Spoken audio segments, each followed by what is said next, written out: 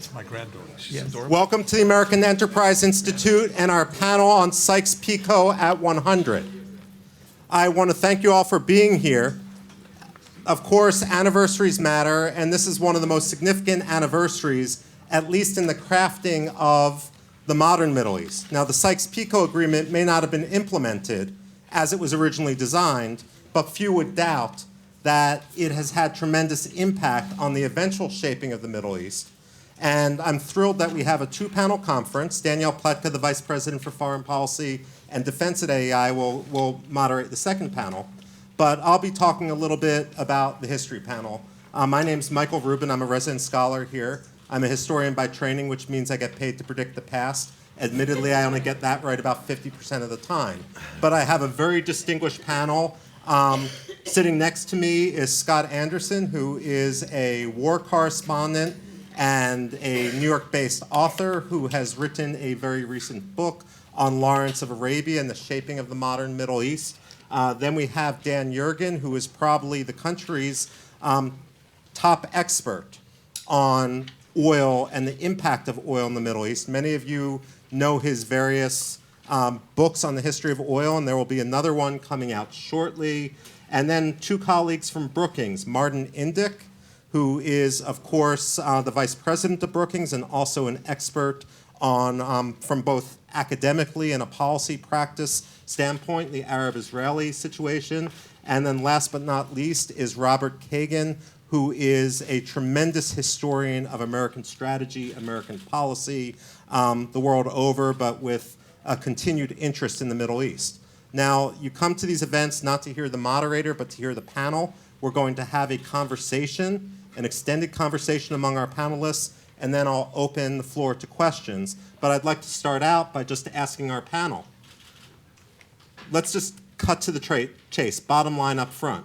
Was the Sykes-Picot Agreement the original sin when we look at all the problems which are confronting the Middle East today? Arbitrarily, Scott, you're the historian here, so let me start with you.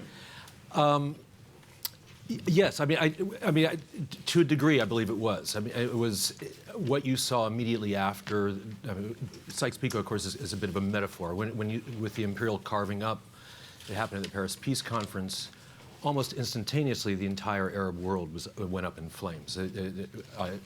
Riots or civil war, all the way from Morocco over to Iraq within a year. So I don't think it's the cause of everything that's come. It's not like without Sykes-Picot, or without some imperial carving up by the British and the French, that this would be a peaceful and a vibrant land. I think it was always headed for deep problems. But yes, I think that absolutely the way it was carved up, it's sort of set the fuse. Well, just to say, obviously 3 empires collapsed in the First World War. Each one of them collapsed in a different way. One became the Soviet Union after Civil War. One became all the states of Eastern Europe. And then you had this. And, and so they were confronting that, obviously this was during the Battle of Gallipoli that they were actually working this out. Question was what was going to come next? And Sykes himself said, well, it could be partition, it could be spheres of influence, it could be what later became known as mandates, or they could devolve into 5 provinces. The question was just what was going to come out of this. There was no clarity. Let me ask just a very broad question.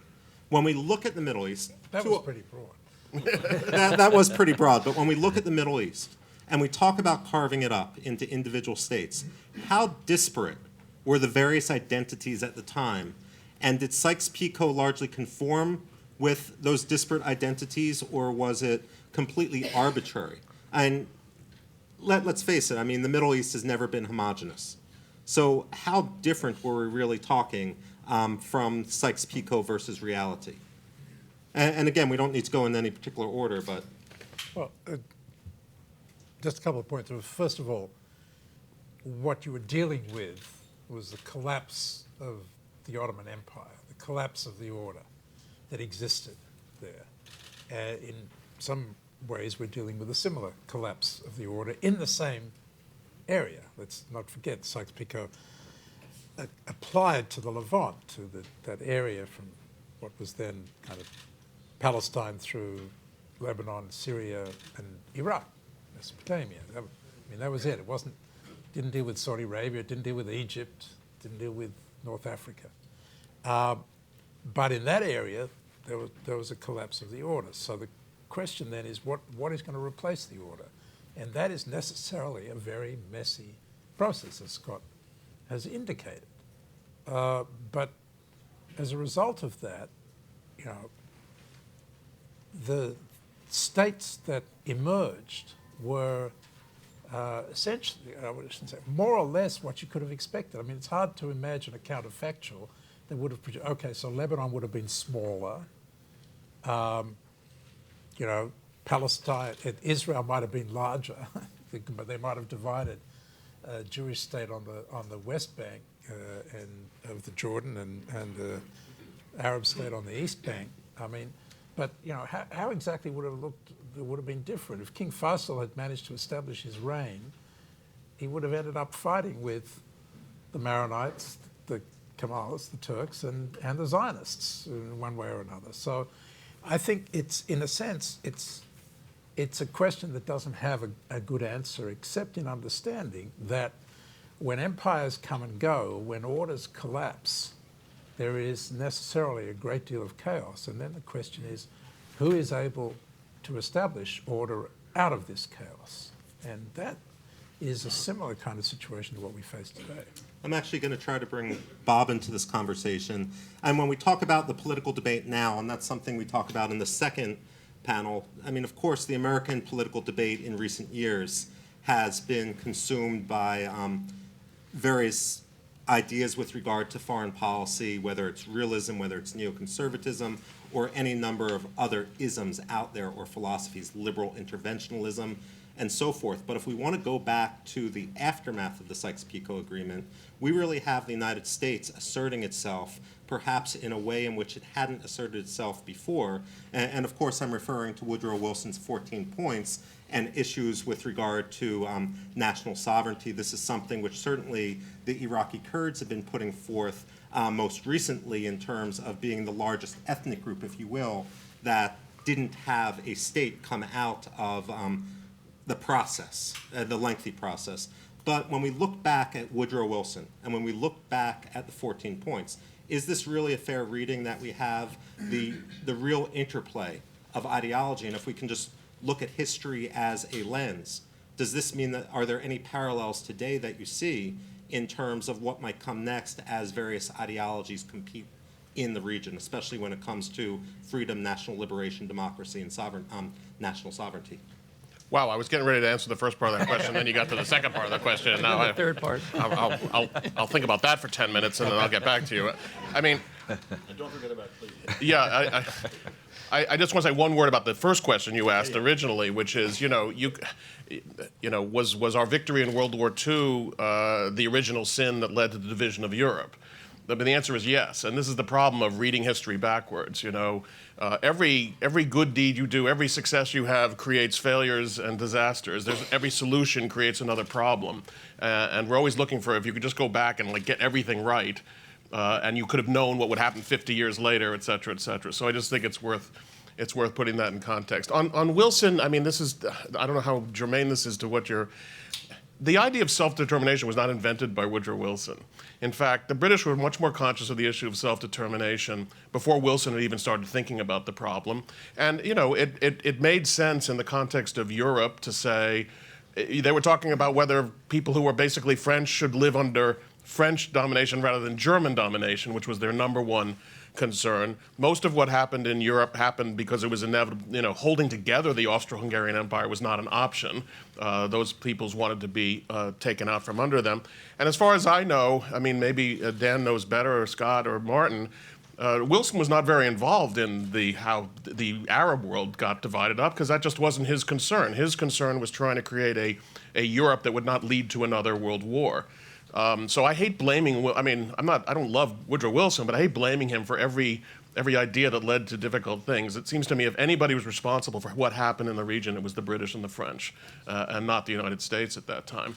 And again, I'm sympathetic to the point that what's interesting to me as I go back, and maybe I haven't read deeply enough in this, there's very little discussion, at least on the British side, of Sunni Shia.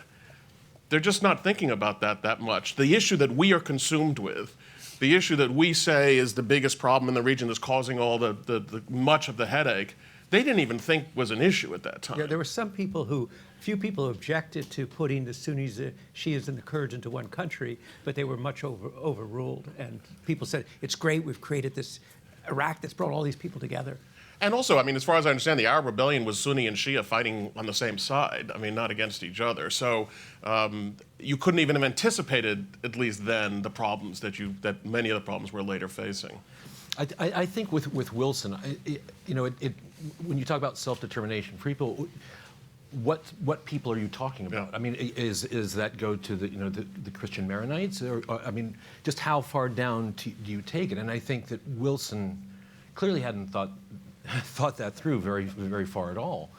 And there's a famous thing, Wilson, when he talked about self-determination at Paris, and the British and the French were very much wanting to create these spheres of influence.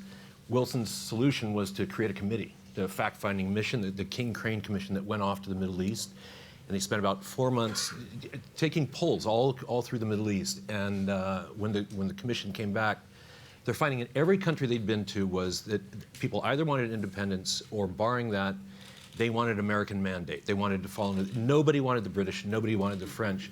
And at that point, it was a done deal. It was a fait accompli at Versailles. So they just buried the commission report for 3 years. Just went into a safe and no one saw it.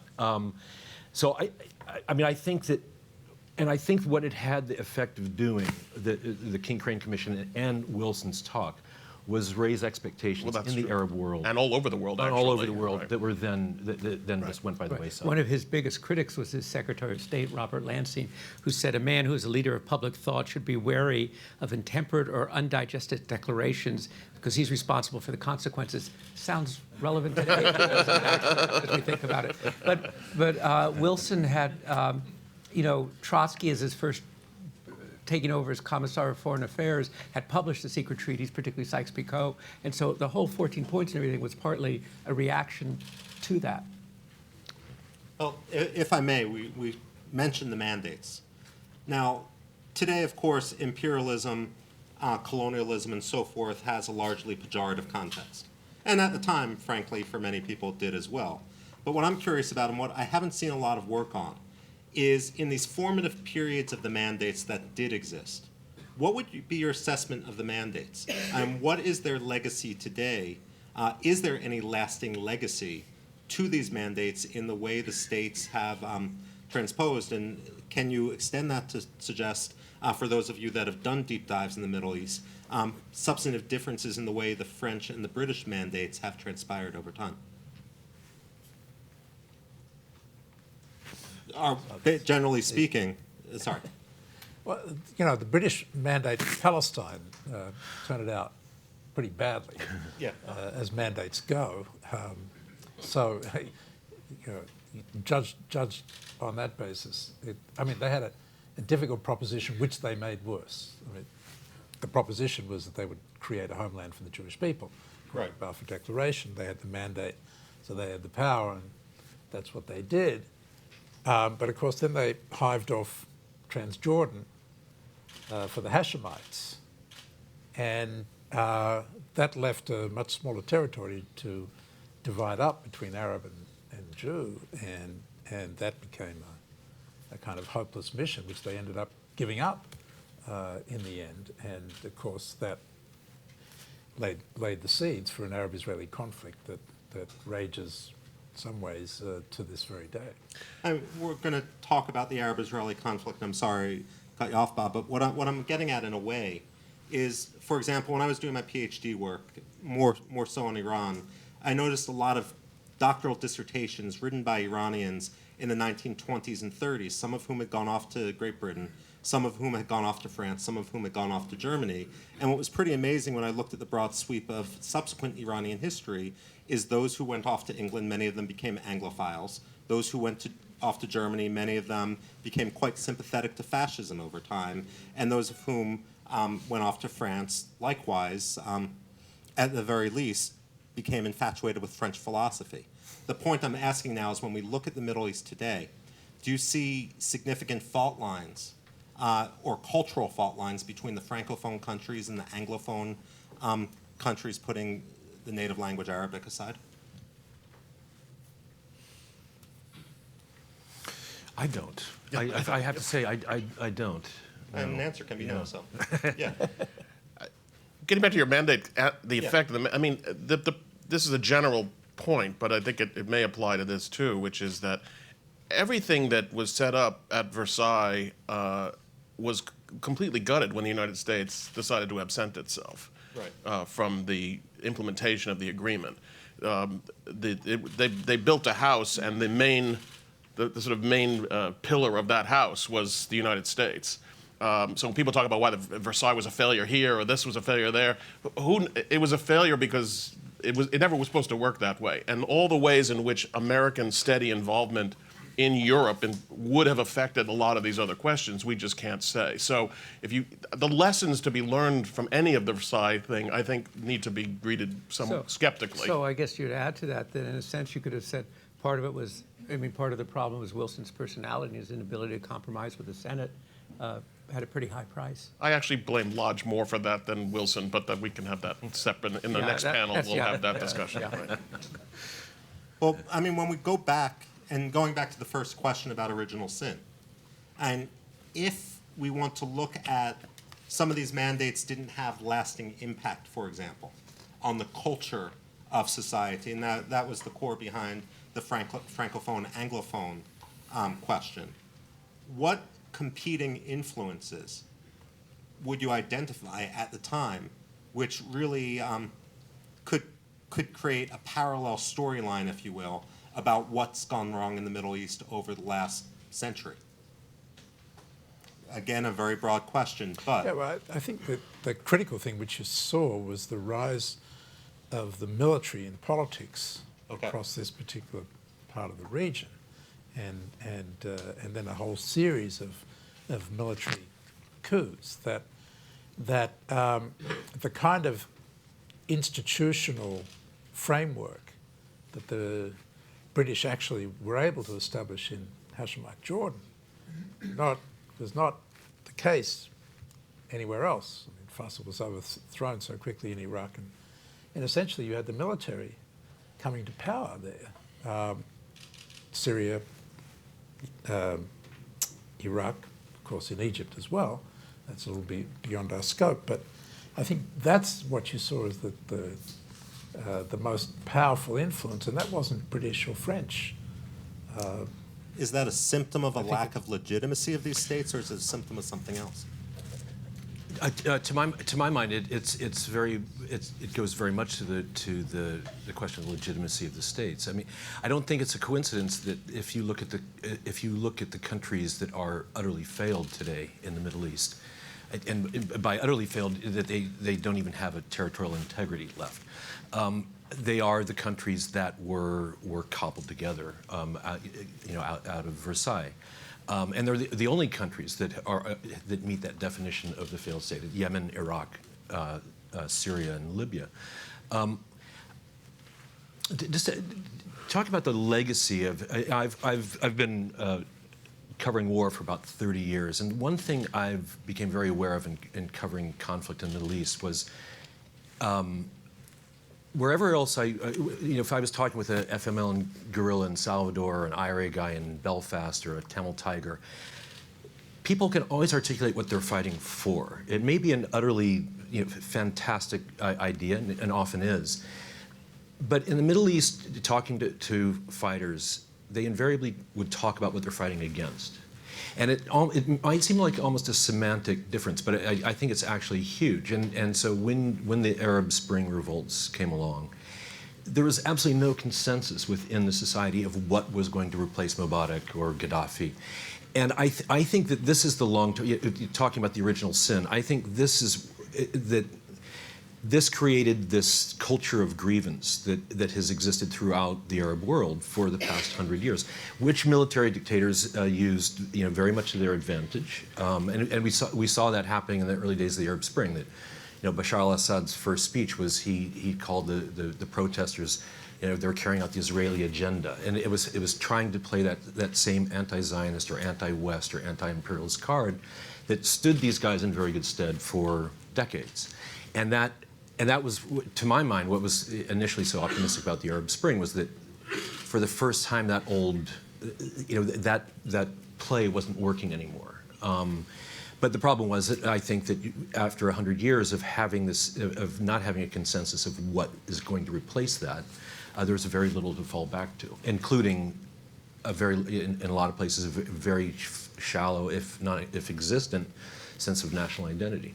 So that was compounded, I think, by the weakness of state institutions, in part because of this diversionary strategy. So it was to blame the West, or blame the colonialists, to blame the Zionists. But it was also to use the legacy of Sykes-Picot in a different way, which was Arab unity.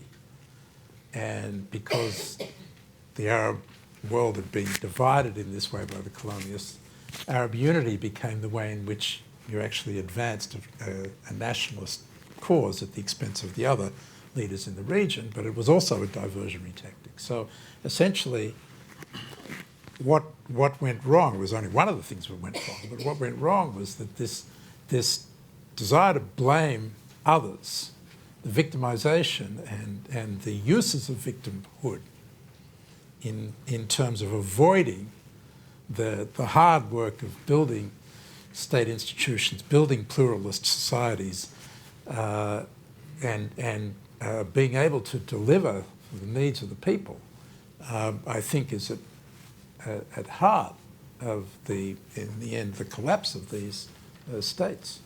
If we can go back 100 years, to what extent did the British, were they cognizant of, beyond Lawrence, and to what extent were the French cognizant of the rise of Arab nationalism and the true, if you will, the place in various people's hearts that Arab unity had, if at all? I mean, to what extent do you see that? Scott, you should answer.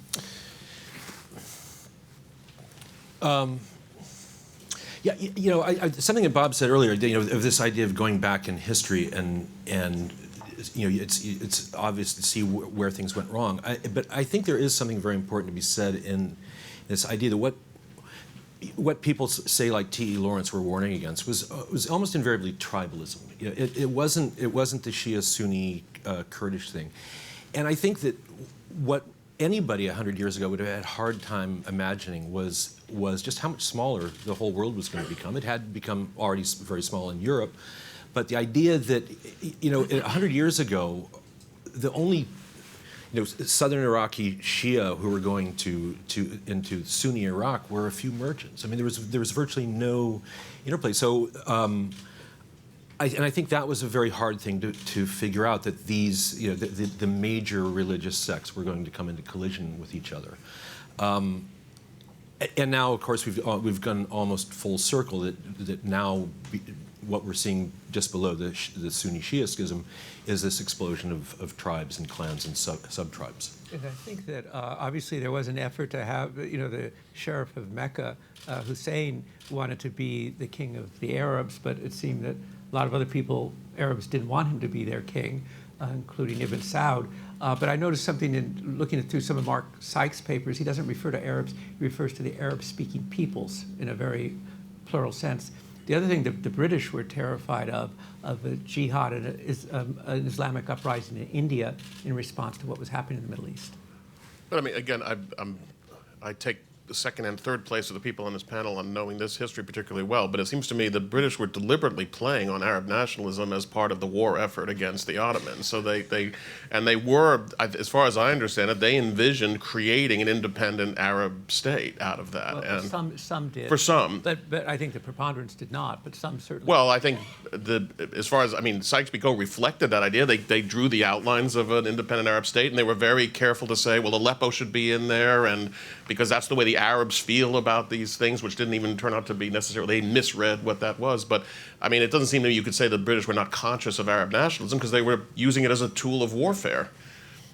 Well, I mean, just when it came to the Arabs versus Arab-speaking peoples, I think it was Rashid Khalidi, who's now at Columbia University, that back in the late 1980s or early 1990s had an article, a historiographical essay in the Journal of the American Historical Association, in which he was looking at various concepts of ethnicity, and one of the issues was that in the Middle East, the idea of what is an Arab had a geographic context up until the 1920s, 1930s, where before, and then it became a linguistic context. Today, in the Middle East, ethnicity is oftentimes determined by language, whereas in the United States, of course, we have a genetic basis. It's just one of those differences. But we often talk when we're coming to an anniversary, the 100th anniversary of Sykes-Picot, and we simply begin the discussion with the British and the French divided up the region.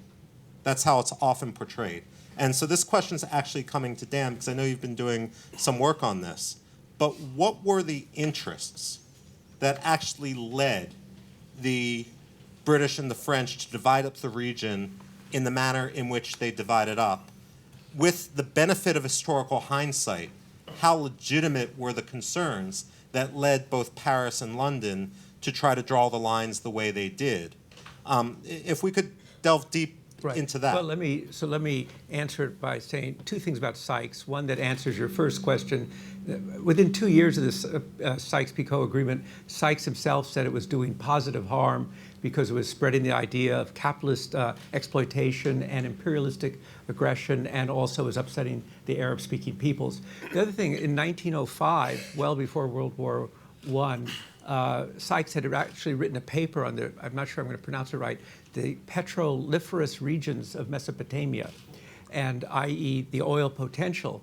So I think the French interest was, the Christians in the region, commercial interests were quite extensive, and the church, and then their sense of mission. That's Well, right. also prestige, Yeah. right? But the British, obviously, everything often seemed to start and end, of course, protecting India, passage to India, whether it was Suez or over Mesopotamia. But I think what you're getting at is what was the role of oil. And oil came to, World War I turned out to be much more of an oil war than anybody had expected. Mobility, Wright Brothers plane was in 1903. It was already an instrument of war, the airplane, by World War I. Tanks, which were originally called cisterns, trucks, motorcycles, it was all oil. And so this particularly, then there was an oil shortage around 1917, and this all fed into it. And I've just found a quote from the Secretary of the War Cabinet. He said, "Oil in the next war will occupy the place of coal in the present war, at least a parallel place. We need to get this oil under our control." And he said this is a first-class war aim. And it was thought that Mosul was the center of where the oil was going to be. And so that was a huge fight between the British and the French. Initially, they seemed to agree, and then at Versailles, they had what was called a first-class dogfight over it between Clemenceau and Lloyd George, which the peacemaker Woodrow Wilson prevented from turning into a fistfight. And so it was. They were constantly arguing over who would get Mosul, and finally did a deal that the British would get it, because it was also sought somehow tied to India, which may be a bit of a stretch, and that the French would get a share of the oil. So that loomed quite large as a very material, strategic interest for the future. You know this better than I, but the reason the British wanted Transjordan was because they wanted the pipeline from Mosul to the Mediterranean. So that kind of explained the future creation of Jordan. Yeah, I mean, the British said we have Persia, 1908 discovery, and Mesopotamia. That's all we have. That's our oil, and we don't want to depend upon the Americans, particularly if there were conflicts with the Americans over what the post-war order would look like. I mean, it would have been a miracle if either France or Britain had given a crap about what was happening to the Arabs, other than how it interested them.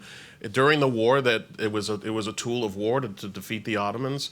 After the war, they themselves were re-engaged in a colonial competition. I mean, they weren't allies anymore. Clemenceau says to Lloyd George at Versailles, "How come you're constantly treating us like an enemy?" And Lloyd George jokes, "Well, hasn't that always been our posture?" You know, he meant it as a joke, but Clemenceau didn't take it as a joke.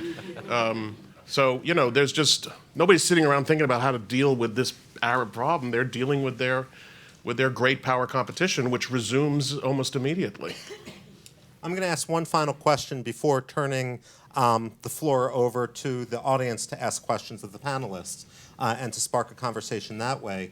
But when we look back at 1916 and then the last years of World War I and the immediate aftermath, when we look at the sick man of Europe, now certainly there was some national sentiment in the Levant.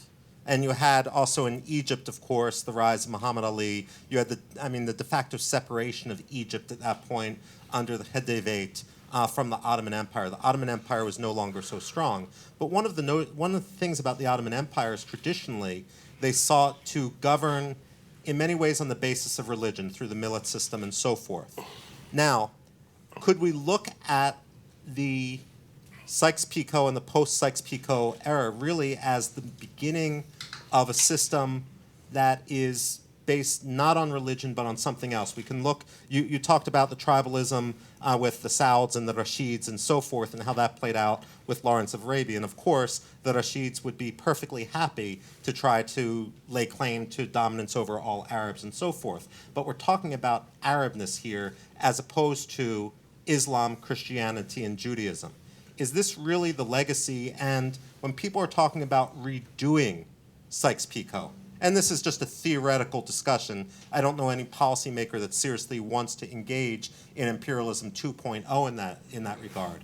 But are we really talking about a recognition that perhaps some of the other isms beyond religion simply haven't worked to grant states legitimacy?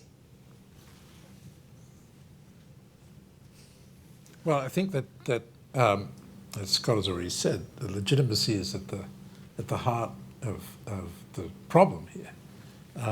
And as leaders emerged from this cauldron, they were always seeking to establish their legitimacy in one way or another, either through religion or through nationalism or through anti-colonialism or through anti-Zionism. So yes, it's part and parcel of the story. When you say nobody's rushing to divide it up again, well, there are people who are out there saying let's divide Iraq. Vice President of the United States. Yeah, before the collapse of the American-dominated order.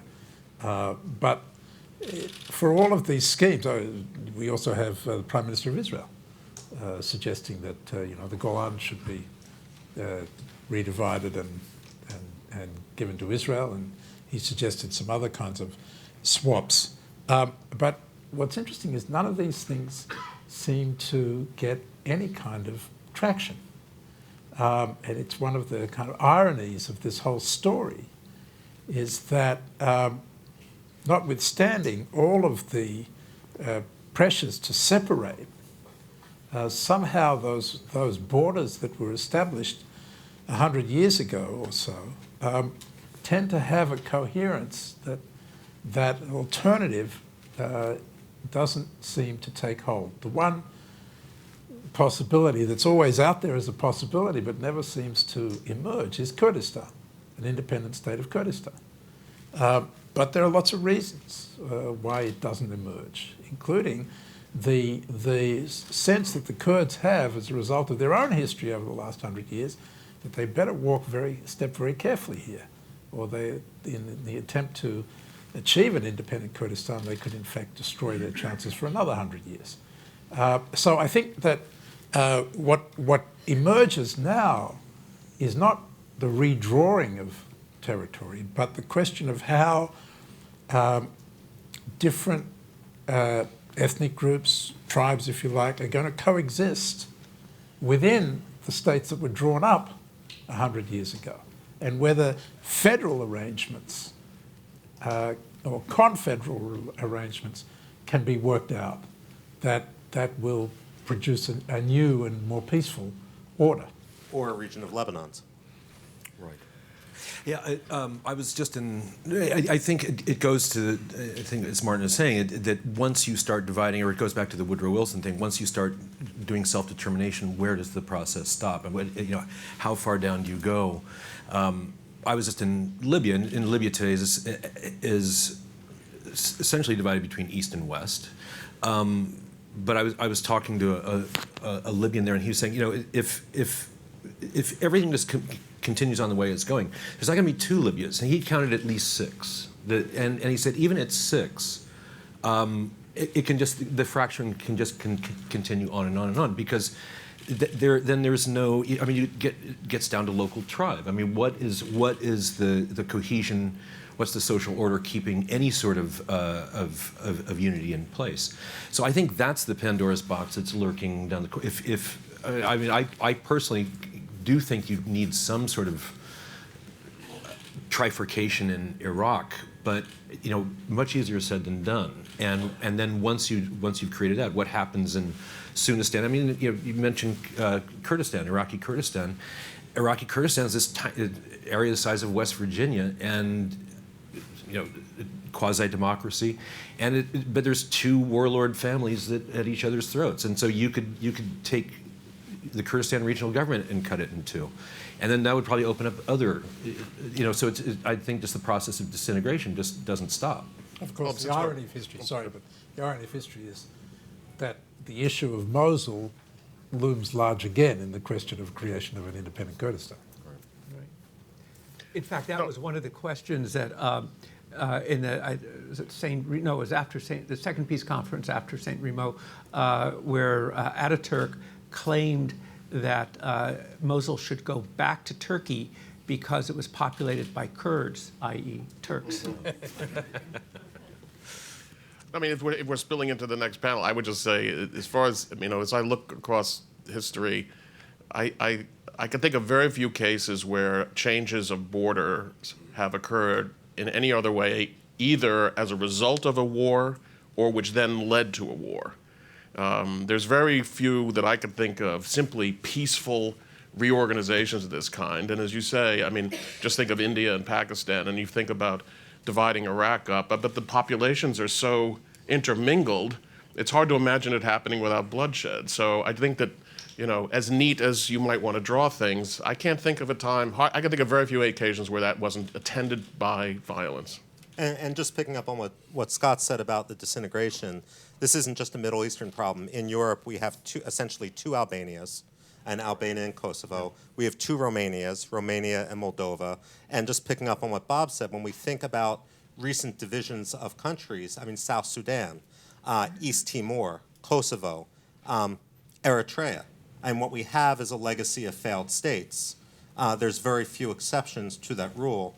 So one needs to ask a question as we move forward, and perhaps the next panel will take that question, about how can you avoid this? How can you avoid the question of having four Kurdistans? And just one more, since I did, as I said that, think of an example. I mean, Czechoslovakia was supposed to be an entity, and it peacefully divided, but it did so under a security structure and a stability that was sort of imposed from without. It's one of the reasons people can think about Barcelona moving off and Scotland moving off, because the security order they live in is so established that you can do that without that problem. But that is obviously not the case in the Middle East. Michael, we better go to the audience. I was going to do that until. At any rate, what I'm going to ask from the audience is to identify yourself. Everyone in Washington has an affiliation, whether they want to admit it or not. And also keep your questions brief. I mean, don't give speeches. I will cut you off and go to the next question if you even try. Here, sir. And Hisham, if you could just wait for the microphone. Hisham Melhem, Al Arabiya in An-Nahar in Lebanon. Is the issue the borders or what happened within the borders after these new states were born? I mean, I'm one of those Arabs who were told growing up in Beirut that this is the worst thing, you know, the divisions of the region, the machinations of the French and the Brits and whatever. And, but one could argue that the colonialists, whether at Versailles or at Sykes-Picot or Sèvres or whatever, had an assumption that the new modern state of Iraq, the Kurds and the Arabs and the Sunnis and the Shia could live together. That the modern state of Syria, the way we know it today, the Alawis and the Sunnis and the Christians and the Armenians could live together. And I think the failure came afterwards because these countries did not build the state institution, did not bring in other groups than the Sunnis and the Arabs. And one word about, I think, Martin or Bob. Phrase it in a question. No. It's the legacy of the colonial powers or the mandate. I think the British mandate in Iraq and in Egypt began to build the good basis for a state like India. Parliamentary elections, parties, semi-free press. Got it. And the failures came with the militaries. I'm going to go to the panel now. Well, I on think, Hisham's you know, question. if Faisal hadn't died when he died and succeeded by a weak successor, you know, those institutions might have continued to be built. Other panelists? Okay, Ariel. Good afternoon, Ariel Cohen, the Atlantic Council. Just to remind that not just in the Middle East, the post-colonial, post-World War I arrangements failed. Armenia, Georgia, and Azerbaijan were guaranteed by the Versailles, and they too were overrun by the then Russian Federation. Question. The question is, what kind of lessons do we draw from Sykes-Picot and the Versailles arrangements to what's enveloping or developing in front of our eyes today? Thank you. Okay. Let me take a few questions and then we'll go. Sir, just wait for the mic, please. Sorry. Up front here. Oh, sorry. And then we're going to move back to one table. Thanks. I'm Garrett Mitchell. I write the Mitchell Report, and I think I want to piggyback on this question and put it a different way. Instead of looking at Sykes-Picot 100 years later and asking, did they get it right, did they get it wrong, I wonder if I could pose this question.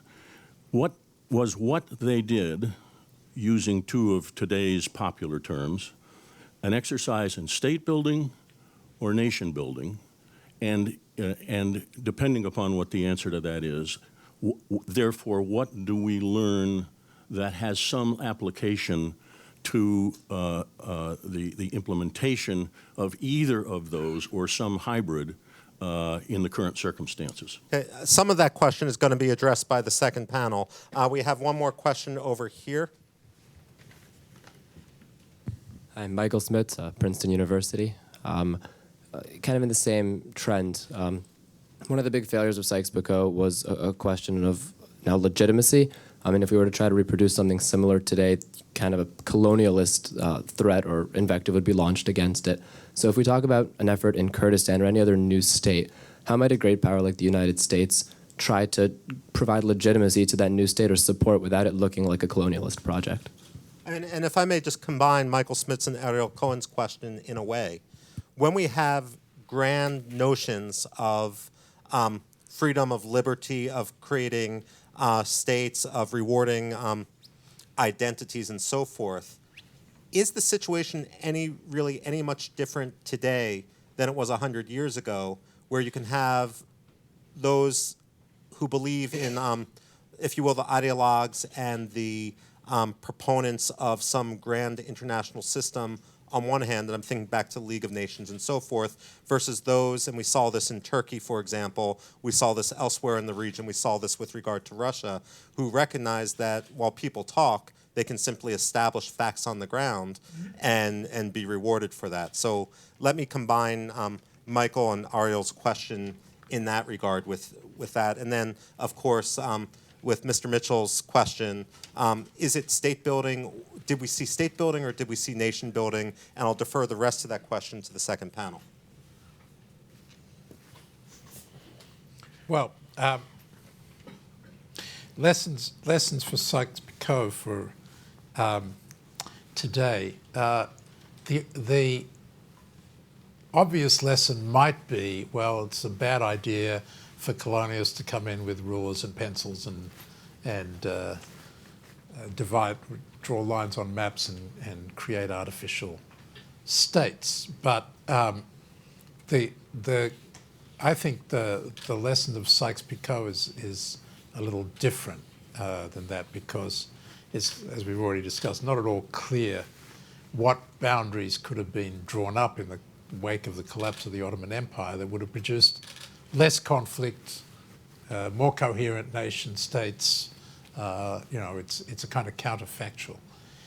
So I don't think it's about drawing lines, and here I guess I'm picking up on what Bob Kagan said. It's about understanding that this region of the world, at least, has gotten used to outside powers over more than 100 years, ruling, dominating, and establishing order. And now there is no outside power that is willing to do the job. And so the lesson of Sykes-Picot is that there isn't going to be another Sykes-Picot. And therefore, the question seems to me is whether leaders will emerge in the region that are capable of establishing their legitimacy, generating support from their people, and meeting the needs of their people. And that, is partly leadership, and it's partly institution building, and it's partly tolerance of a pluralistic society. And all of those things are absent, and it may take a long time until they become present. I mean, I think part of the answer to Ariel's question and some of the other questions is there's either global order or there's global disorder, and that has a big impact on even what happens in sub-regions. So what happened after World War I? Well, there was no order established. There was supposed to be. There was supposed to be the United States and Britain and France, chiefly, establishing an order in Europe to fulfill the terms of the Versailles Agreement, and presumably then, establishing order in the areas where they had traditionally been colonial powers. And what happened, of course, was that they became either obsessed with what was happening on the continent because they had no choice, or B, they simply had lost the capacity to do that, and the United States absented itself. And it seems to me that most regions that, not that regions are like the Middle East, but the Middle East happens to be a place where either it's a cockpit of competition among competing powers, giving everyone the opportunity to play off of that, or it's dominated by a power or a group of powers, which generally brings more stability and allows some of these things to take root, or the powers are absenting themselves, and that's the parallel between where we are potentially today and where we were in the 1920s is we are seeing at least a receding of global order, and I think that to some extent they're paying the price for that. Well, I was going to say, I was thinking three things. One, again, I think one of the lessons of Sykes-Picot is what Robert Lansing said is, and really of Wilson, as a leader of public thought, should be wary of intemperate or undigested declarations. And I think it is something, what people say does count. I think the second thing is we've got to remember, at least when we're talking about that period, they didn't have the luxury of time. There was a terrible war going on the Western Front. That was what was really preoccupying them. And even though there were 1 million British troops, as we discussed the other day, Danny, in the Middle East, this was a sideshow to and I think the question about nation building and institutions is really very interesting. And, first Faisal was going to be king of Syria, and that didn't work out. So, well, let's make him king of Iraq.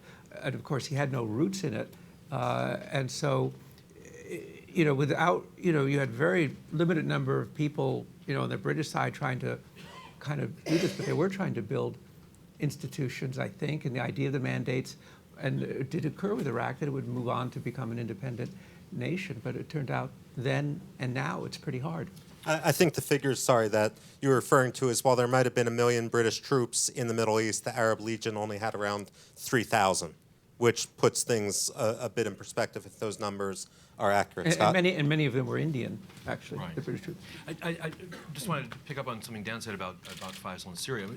You know, I think when you talk about the legacy of Sykes-Picot, it's not just about the boundary lines. It's also about this sort of governance they put in place. And what the British and French did throughout the Middle East is what they had done all around the world was to empower a local tribe or religious group to act as their intermediaries. And so they bring in Faisal, and Faisal is, you know, a smart and very moderate man, but he was a Sunni in a majority Shia country. The French empower the Alawites, a Shia subsect in a Sunni majority country. And in Lebanon, they create this incredibly complicated mathematical formula that's going to blow up when the demographics no longer work. And this is what, you know, the British and the French did this all over the world. And I think you're seeing that play out today of you know, the hatred that exists in Syria among a lot of Sunnis towards the Alawites. So I think this is a tripwire the colonial powers, you know, set in place that is now gone off. As we go to the very back, we're going to do one final round of questions. I see 1, 2, 3, 4 if we can. We're going to ask all the questions together, one final round. I am still a bit intrigued by the notion, and this goes especially to the question of the Mosul Wilayat and what Ataturk had done, consolidating Turkey and so forth, in that there was a complete dissonance between what happened in the boardroom with some of the agreements and the ability of people to establish facts on the ground to impact that. And as we have parallels today in Syria, or perhaps one can argue with regard to the Arab-Israeli conflict or with regard to the disputed territories in Iraq between Arabs and Kurds, whether the real lesson that people have drawn from the Sykes-Picot Agreement is ignore the diplomats and just grab what you can. And this goes into what Bob was saying about disorder. But in the back, sir. Jordan McGillis, no affiliation whatsoever. Mr. Anderson, you called Sykes-Picot a metaphor earlier, but that metaphor only implicates 2 of the 3 main players in the agreement, the third being Sergei Sazonov. What can you tell us about Russia's role then and any continuity with what it's doing today? Great question. We had some more questions over here.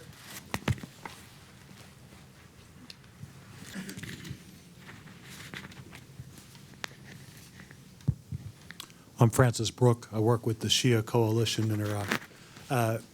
One of the facts that happened, military facts, was the British created the Iraqi army. They created it headquartered in Mosul, and they created it almost with an entirely Sunni officer corps.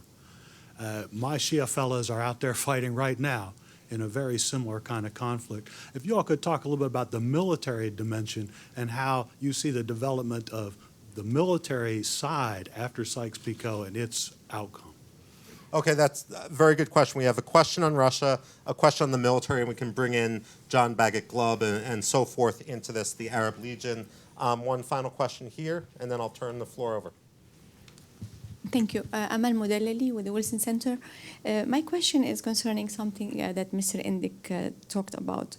It's about the absence of outside power to impose, to establish order in the region now, compared to 100 years ago. If you talk to anybody now, if you look at the region now, talk to anybody about Sykes-Picot, people say now it's what's happening now. It's worse than Sykes-Picot because at least Sykes-Picot drew borders and left people there to live their lives. Now the whole Arab order is collapsing, and there's one power that's helping that this chaos, which is Iran. Could you please tell us what do you think the role of Iran can be now with the Mr. Sykes who live in Washington who think of redrawing the region now? What do you think they will think about Iran's role, and isn't letting Iran doing what they're doing similar to drawing borders? Thank you. Thanks. I'm actually going to direct the second panel to answer the question about what Iran is doing today, because I want to focus just on history here. So I do want to have the panel address both the Russian aspect of this, Because after all, the Russians were clued into Sykes-Picot. They were the ones that exposed it. And we can think of this almost as like the WikiLeaks scandal of the day, in which so many different diplomats had their inner workings exposed. Some Russians, not other Russians. Fine, Okay. but for the sake of not quibbling. And then the other question was the role of the military, because after all, it's not like people just picked up and walked away after Sykes-Picot. Part of what the mandates did and part of what both the British and the French did for decades afterwards was, and the Americans subsequently, was to provide advisors to these various militaries. So if we can address those two questions, first with regard to Russia. Well, I'll just say one thing about Russia. Part of what we haven't talked about, part of the reason for the British on Sykes-Picot was to create a buffer to prevent Russian imperial expansion southward, which was their constant fear, as you know from your work, because everything seemed to always circle on back to India and the roots to India.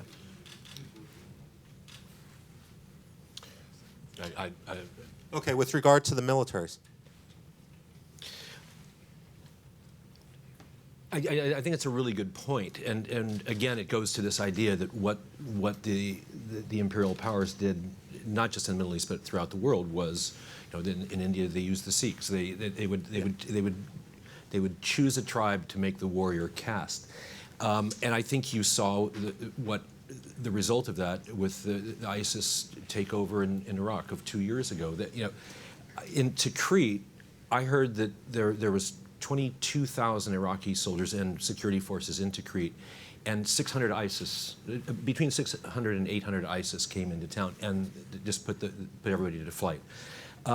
Why? It's not. Of course, corruption and incompetence is a huge factor in it. But I think another huge factor is, as the gentleman was saying, almost all the leadership, the military officers were.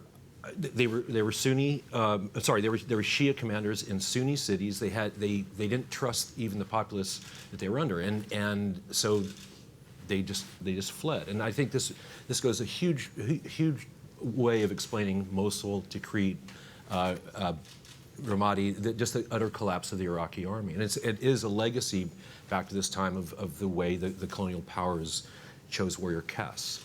Well, I'm going to put both Martin and Bob on the spot with this second part of this question, in that a couple decades ago, a U.S. military trainer named Colonel Norvell de Atkin wrote a provocative article, which I think he subsequently made into a book, Why Arabs Lose Wars. He had worked in Jordan, he had worked in Egypt, and one of the arguments he made was that after years of training various Arab armies, that you had the social class system within the army, in that the officers were always from higher-ranking families, if you will. The conscripts were from a poorer caste. And then there was a notion of shame, so that you couldn't have a sergeant major or a chief chew out a recruit with the idea of making him a better soldier or sailor. Instead, it would become an affront to shame, and therefore it was easier simply not to correct mistakes. And this led to a broader problem. The question here is, for Martin, to what extent did the armies which existed in the wake of Sykes-Picot simply reflect the local culture rather than simply become a creation of the British and the French? And to Bob, in your experience with Europe and with looking at the creation of European armies over time, what are the biggest differences that you see between why the European armies didn't necessarily fill the same role, destructive that often occurred in the Middle East? Martin, and do you see the armies as a reflection of the culture of the societies, or do you see that as a creation of the Arabs and the Brits? And this is, of course, has questions for the common day, given that the United States recently has become, as part of nation building, involved in military training. But we'll leave that part to the second panel. Well, look, culture and society are bound to play a role. How could they not? But I think that the larger point here is that not that there is some cultural flaw which makes Arabs bad soldiers or Arab armies capable of doing the job, but in the cauldron of the time in which you had weak governing institutions and leaders who lacked legitimacy, the way was open for this officer class, you call them a warrior caste, but for the officer class to take power, which is what they did. And you know, that is also a legacy of Sykes-Picot. And the consequences in terms of the way in which that arrested state building and institution building and replaced by military dictatorships and coup after coup after coup, you know, it really infected the whole system. I don't think that was cultural. I think that was political. Okay, I mean, Bob, just from a comparative perspective, do you see any difference in the way new European states that emerged crafted their national institutions, specifically the militaries? Well, it just seems like it's, you know, it's apples and oranges. I mean, you know, the Western European powers, even in the late 19th century, the militaries were clearly subordinated to civilian authority. In Germany, the problem was, and it was a class thing because it was also a Prussian Junker nexus with the military, which was subordinated to the Kaiser, but because of the Constitution, it was, and so but that was then vanquished, right? So by the time the United States gets into the game after World War II, Europe has already been through all these horrors, and the problem is not militaries out of control. The problem is having any militaries at all, at least in Germany, which is understandable, and other places where, you know, because of the United States umbrella. So it's a very difficult, that their historical experiences are so vastly different that it's hard to make a comparison. Fair enough. What I want to do is thank this panel. I think we've laid a good basis looking at the historical legacy of Sykes-Picot before we head into our second panel, which is going to explore the modern day, the contemporary ramifications as we look forward. So with that, I want to thank everyone on the panel. Round of applause for them. We're going to just take a moment to mic up the second panel, and then we'll get going. Thank you. I'm going to stay for a second.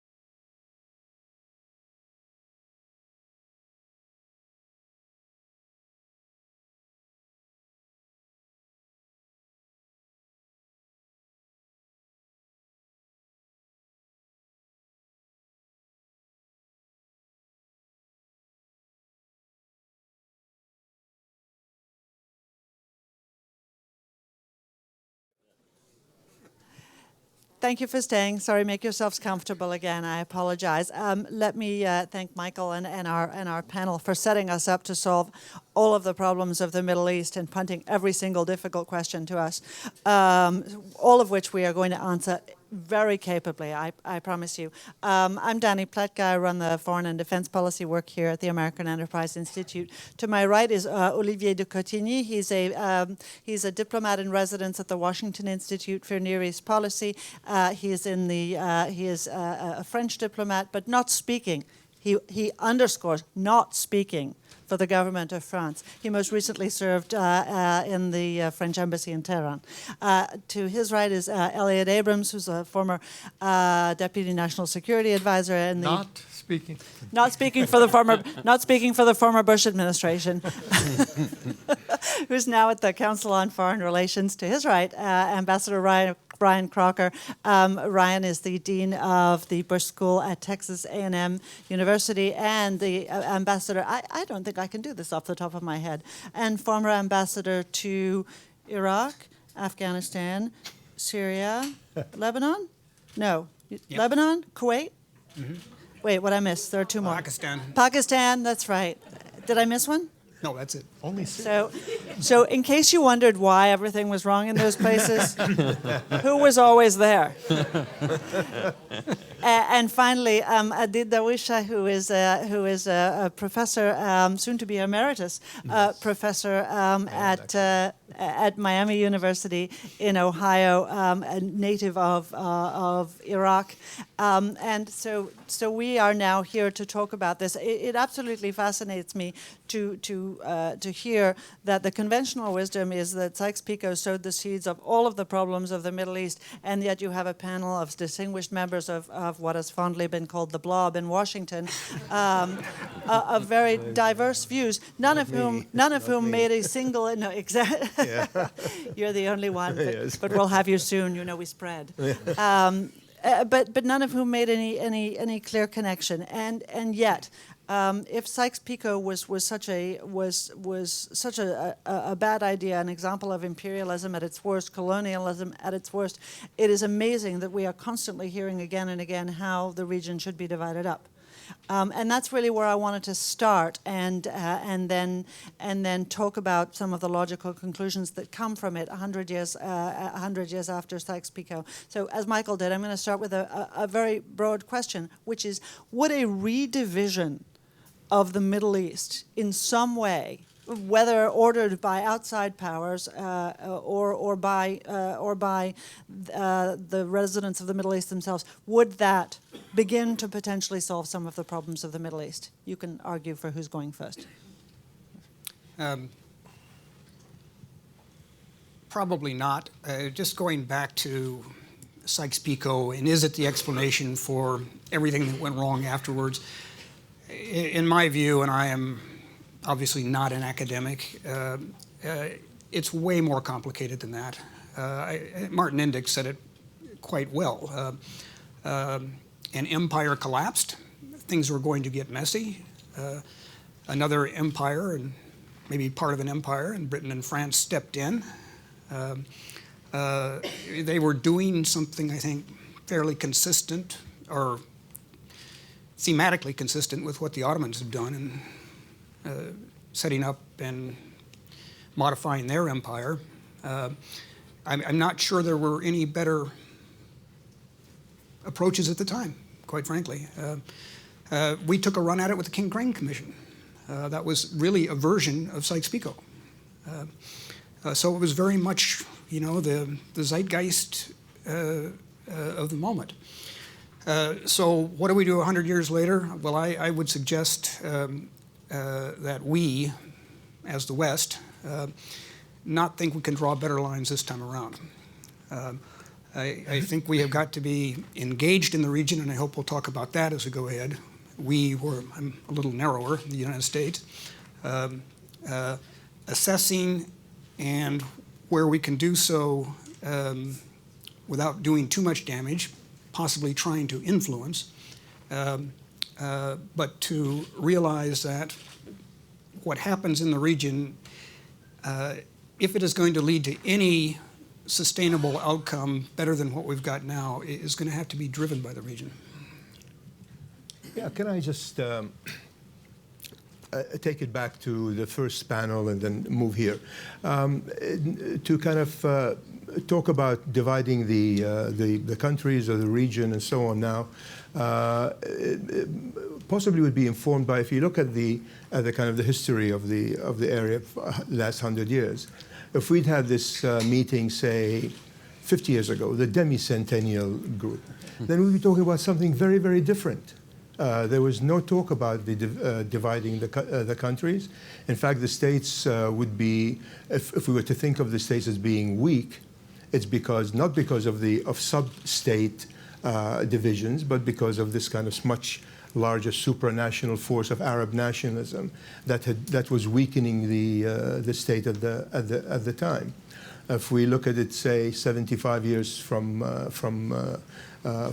Sykes-Picot, we still actually I mean, 91, yes, we begin to be faced with sectarianism because of the war with Kuwait and the Shiite rebellion and the Kurdish rebellion and so on and so forth. That was 91. Even the 1980s, before that, the most interesting aspect of that decade was the Iraqi Shiite soldiers fighting for Iraq against the Ayatollah Khomeini and Shiite Iran, and therefore we need to be very careful about finding this particular point in history and looking and saying, oh my God, look at what's happening. There are all these sectarianism. The Shiites and Sunnis are against each other and so on and so forth, and draw conclusions from that.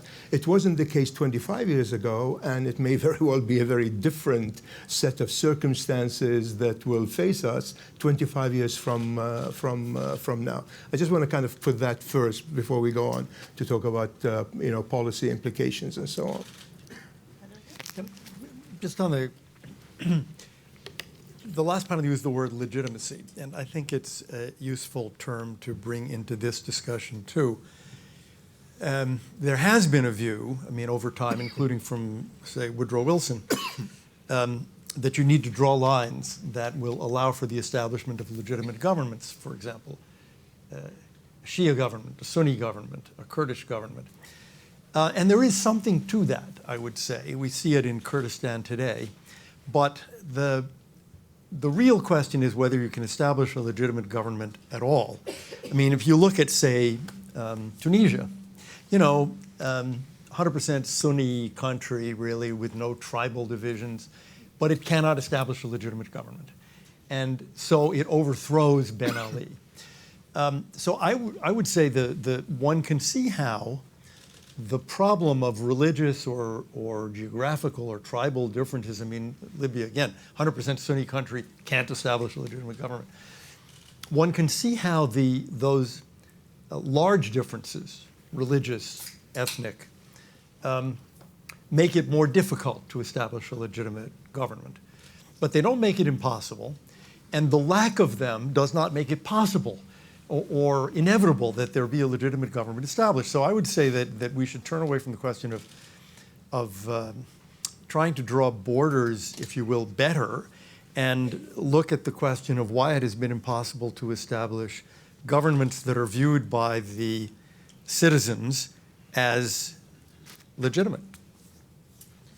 And also divisions tend to lead to more divisions. I mean, during World War I, there were, in the region we're considering now, there were three fronts, basically. There was the front of the Arab Revolt, there was another front in Iraq, and there was a front in Gallipoli, right? Now, and this came out during the Geneva discussions about a ceasefire, in Syria alone, there are hundreds of fronts. So the potential for division is just huge and not at all compatible with the well-being of the local people and the stabilization of the region. If I could just jump in on that, because several very interesting points made here. I like Eliot's in particular, the critical question of legitimacy or the lack thereof. One of my tropes on the Middle East over the last 100 years is that it is a history of failed isms. You start with imperialism, monarchism, and it's particularly in its Iraqi and Egyptian variants, Arab nationalism, authoritarianism, communism, Arab socialism.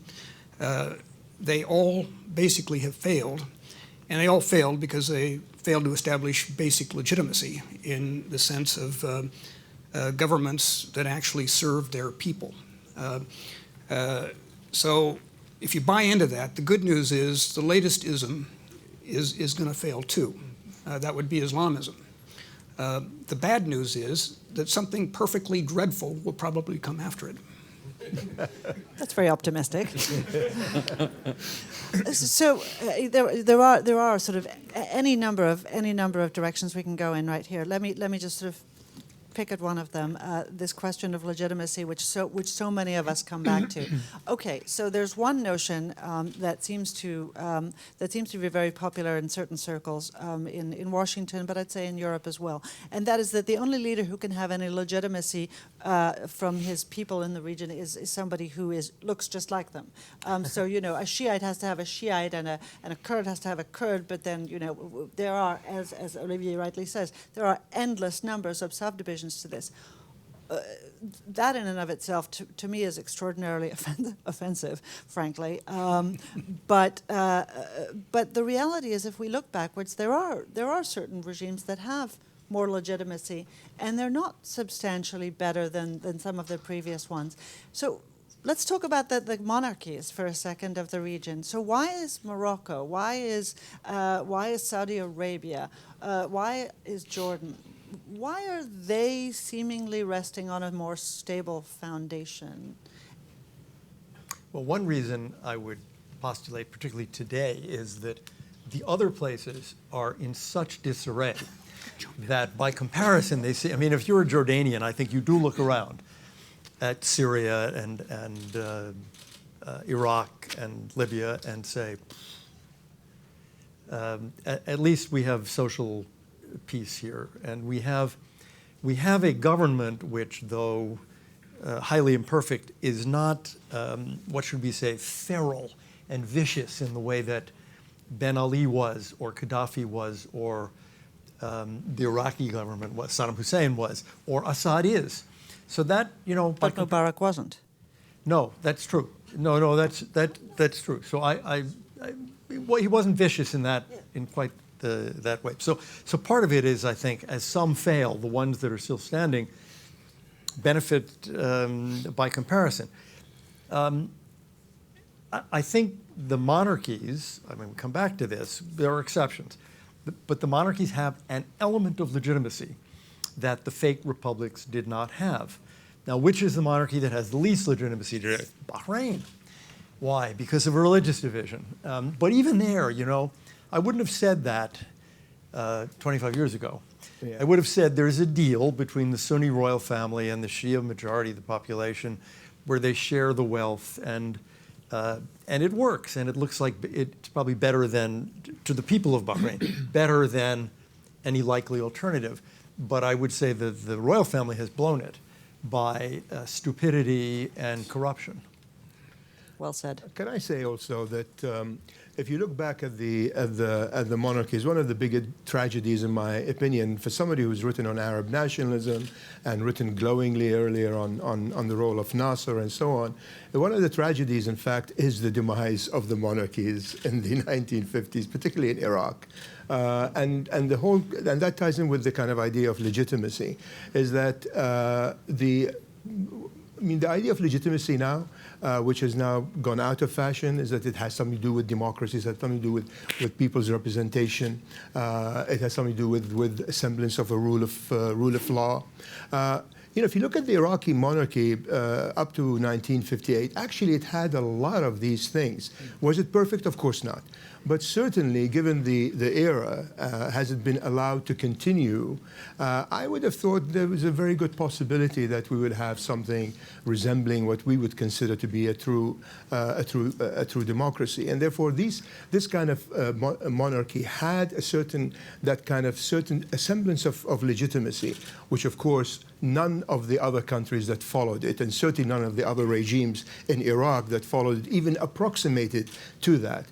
In many ways, for some reason that probably I need to think about more deeply, monarchies have tended to be traditionally, and I'm not talking about the Saudi monarchy here, but even the Iraqi monarchy and certainly the Moroccan monarchy throughout.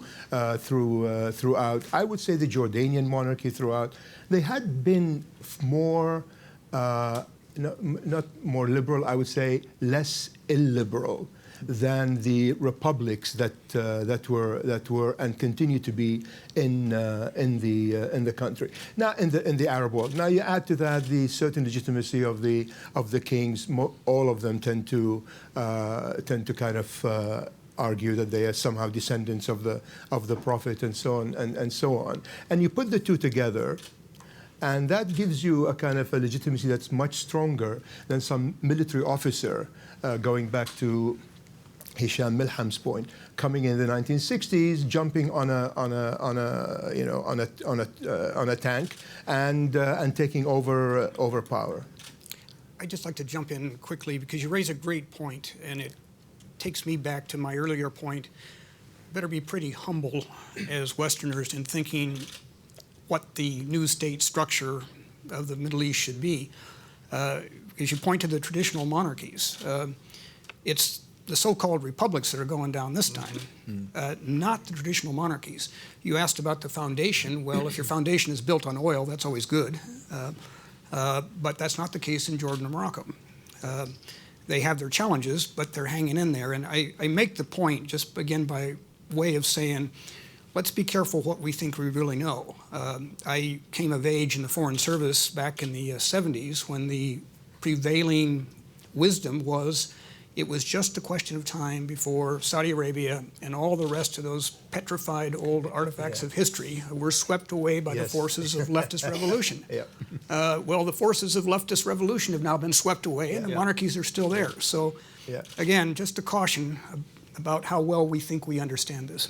And if, I'm sorry, go on. Just going to say that to follow up on this point, this next year will be the 50th anniversary of the, quote, unsustainable, close quote, Israeli occupation of the West Bank. Who would have predicted 50 years ago this is going to last 50 years? Impossible, unsustainable. So I agree with this. Our track record on predicting the future has been really poor. You must all stop Maybe we should end the apologizing. panel, then. Right. Yeah. Yes, you must all stop apologizing for interrupting. That's what I want you to do. So I want to then bring us back a little bit to this historical underpinning. So, okay, these were illegitimate borders that were drawn, as if somehow there are places where there are legitimate borders, which I don't quite understand, but still.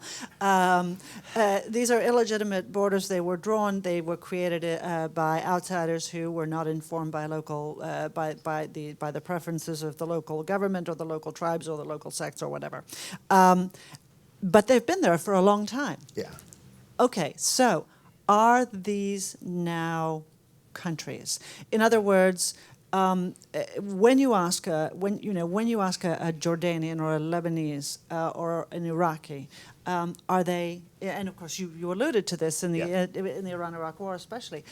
Are these now countries, and should that weigh on our thinking? Well, I am, for example, not convinced that the national identity has been eroded completely by sub-state, Shiism, Sunnism, whatever. I mean, I'm not convinced that if you went today to somebody who comes from Iraq, or you go and interview someone in Iraq and ask him what his identity is, that he would say, I'm first a Shiite, I'm first a Sunni, and second only Iraqi. It's palpably surprising how strong these kind of national identities are, even when you have long civil wars going on. I mean, the notion of being, Bilad al-Sham is a very powerful notion that I doubt very much whether it's going to disappear very quickly because it happens to belong to one group or the other. And that is, again, why I return to what I was saying earlier. That's why we're going to be very careful before we start advocating dividing these countries as though they were simply kind of words written on a paper. And if you just tear the paper and everything will go away. With a proviso, if I may enter, and that is the Kurdish question. I think that if you are talking about dividing countries or the possibility of divisions or the possibility of a sub-identity being more important than the national one, I think it works much more strongly in the ethnic domain with the Kurds than in the sectarian domain. Within the Arab community in Iraq or Syria, I am convinced that these people are still Iraqis rather than Shiites or Sunnis. And of course, within that there are these affiliations, but the concept of Iraq is not something that has been eroded. But I think when it comes to the Kurds, my feeling is that that's a much more problematic if you're thinking in terms of national identity. The Kurds have been waging a war against the government of Iraq, in fact, since the 1920s. It's not new. But the Sunnis and the Shiites didn't, lived pretty reasonably together right through till Saddam Hussein and 1990s. So I think that there is a kind of a difference between the two. Yes, the ethnic one, Kurds and Arabs in Iraq, and probably now increasingly in Syria, is much strong. Is something that that needs to be worried about. But Sunnis and Shiites, I think I'd give it more than another maybe 2 decades before you kind of come to a conclusion about that. And even then, I mean, the Kurds of northern Iraq, when they talk about referendum on independence or self-determination, when they talk about a Kurdistan, it's actually Kurdistan in one country. It's an Iraqi Kurdistan still. Yeah, so even then, you have that framework of reference, which somehow is maintained. And I was in Erbil and Sulaymaniyah about 6 weeks ago. There's a broad range of views as to whether or when, under what circumstances, with what continuing relations with Baghdad. These are complex, maybe close to existential questions. And you're going to be seeing a theme here in what I'm saying. I think we kind of let the Kurds figure this out. What they want to do, it's their future. But it's not just their game, is it? I mean, there is a great game going on with the Kurds. There are other outside powers who are egging them on. Yes, including us. So, but those who call them Mountain Turks, for example. Well, and boy, you get into complexities here. Yeah, that was the ill-famed phrase, Mountain Turks, how the successive Turkish governments talked about the Kurds.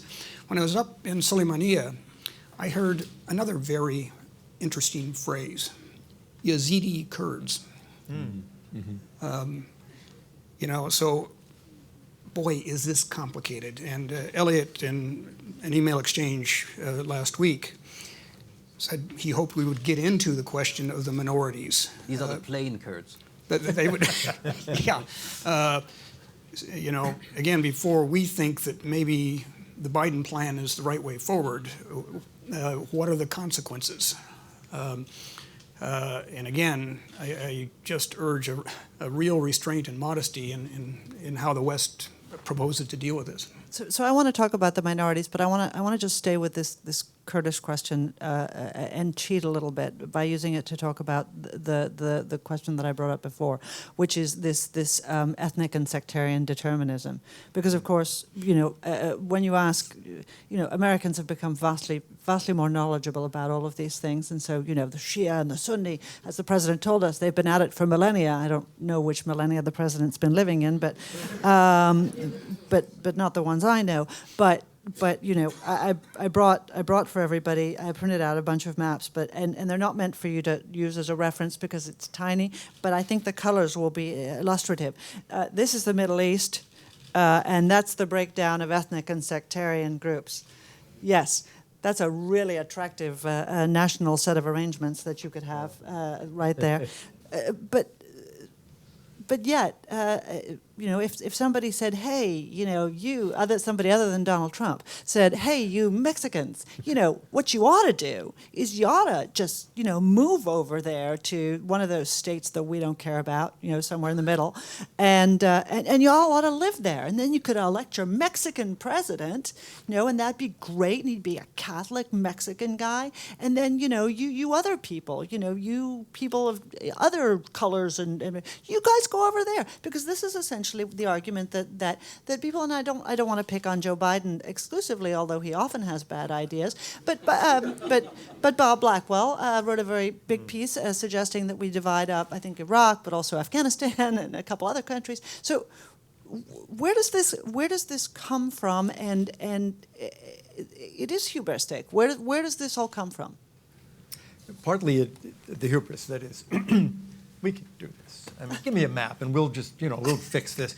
Same hubris that you hear from Americans in saying, Arab, Israeli, Palestinian, 15 minutes, we can settle this. We know where the lines ought to be. We know how to, they're an inch apart, we can do.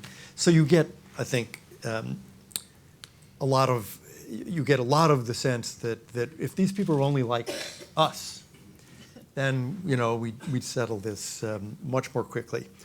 I think it's also a sense, it's the question I would ask, I'm getting into minorities here, but for example, what do you do about this mixture, your map? Where are the Christians here? Now, once upon a time, the French said, okay, Lebanon, Christian, which to a certain extent has worked for the Maronites, to a certain extent for decades. But what about the other Christians who are being driven out of the Middle East? Because in fact, you can't do it. You cannot look at that map and make that division, except maybe, okay, Kurdistan. The lines are not there to be drawn. To a certain extent, what Sykes and Picot were doing, I think it's fair to say, was not drawing lines. They were respecting lines. I mean, there's a large overlap with the way the Ottomans divided up the area.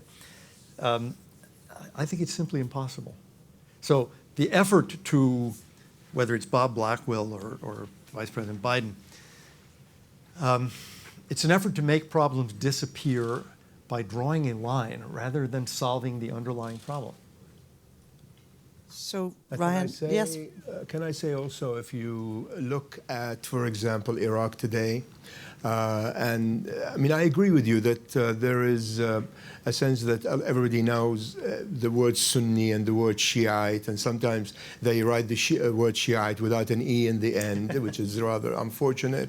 But everybody knows that there is something called Sunnis and Shiites, and they become instant experts on what's happening. What's interesting about Iraq today is that if there is a kind of a mini insurrection going on in Baghdad, it's actually perpetrated by the Shiites, not by the Sunnis. I mean, the people who actually have broken the wall and went into the green zone, demanding a kind of technocratic government and so on, are actually all Shiites. Now, yes, it's Muqtada Sadr who kind of told them, but Muqtada Sadr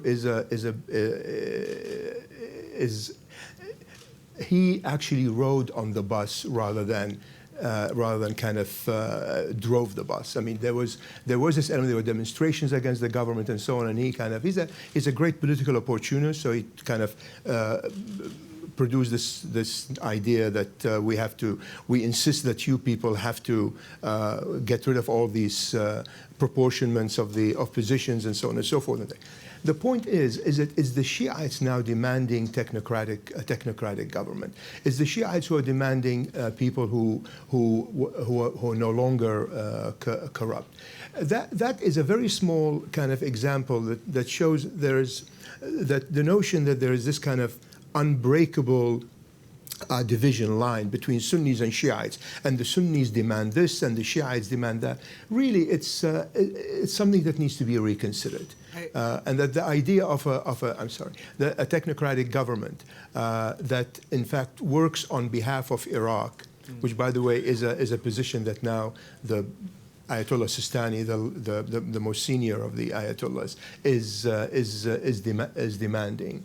it should give us pause, thinking as to what we should be doing in terms of dividing these countries into various groups. Sorry, right?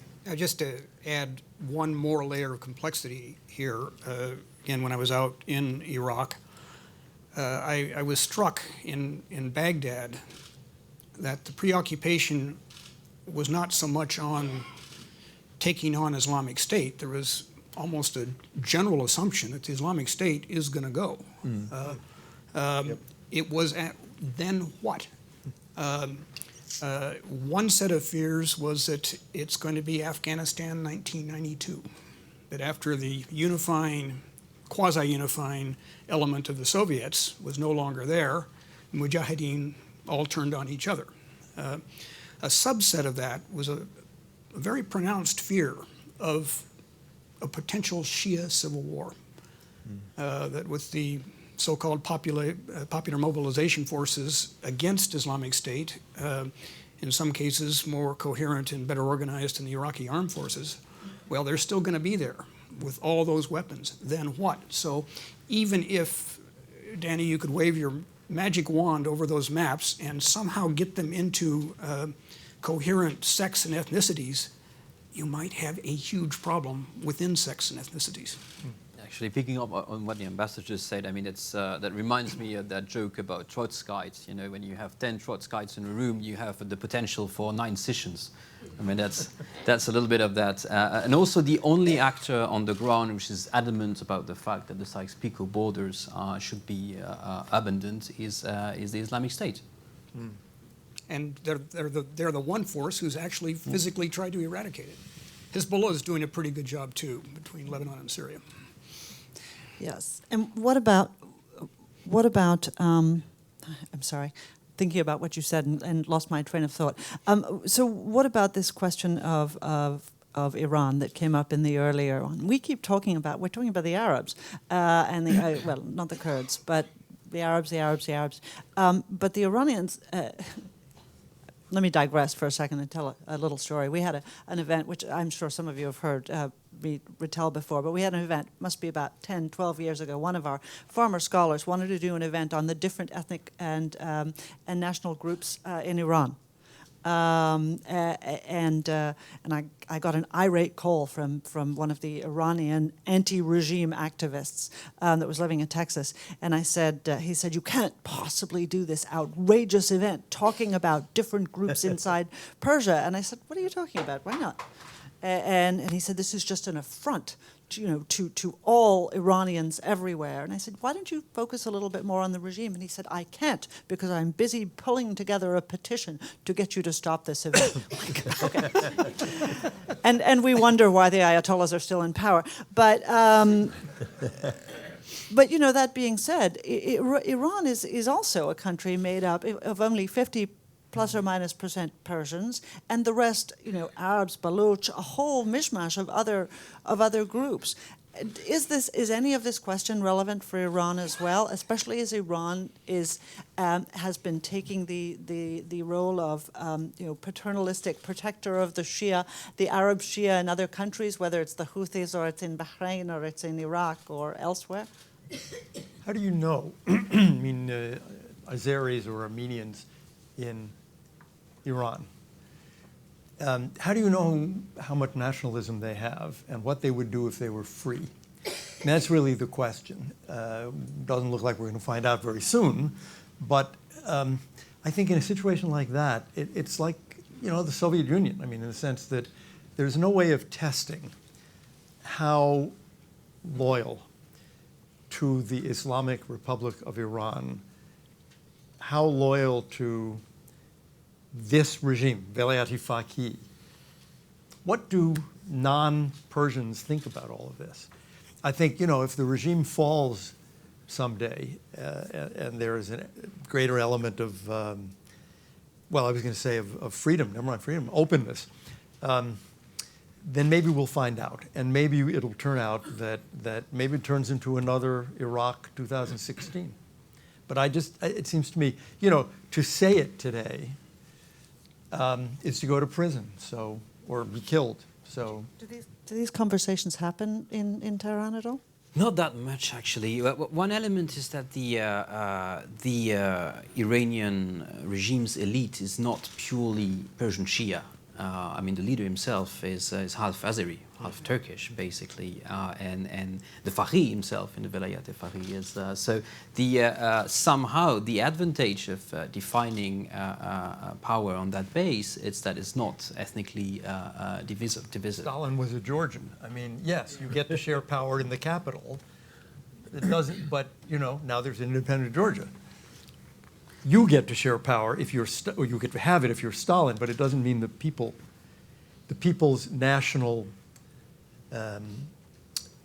desires are not still existing. It's not frankly the main trend in Iranian domestic politics. I mean, there's been some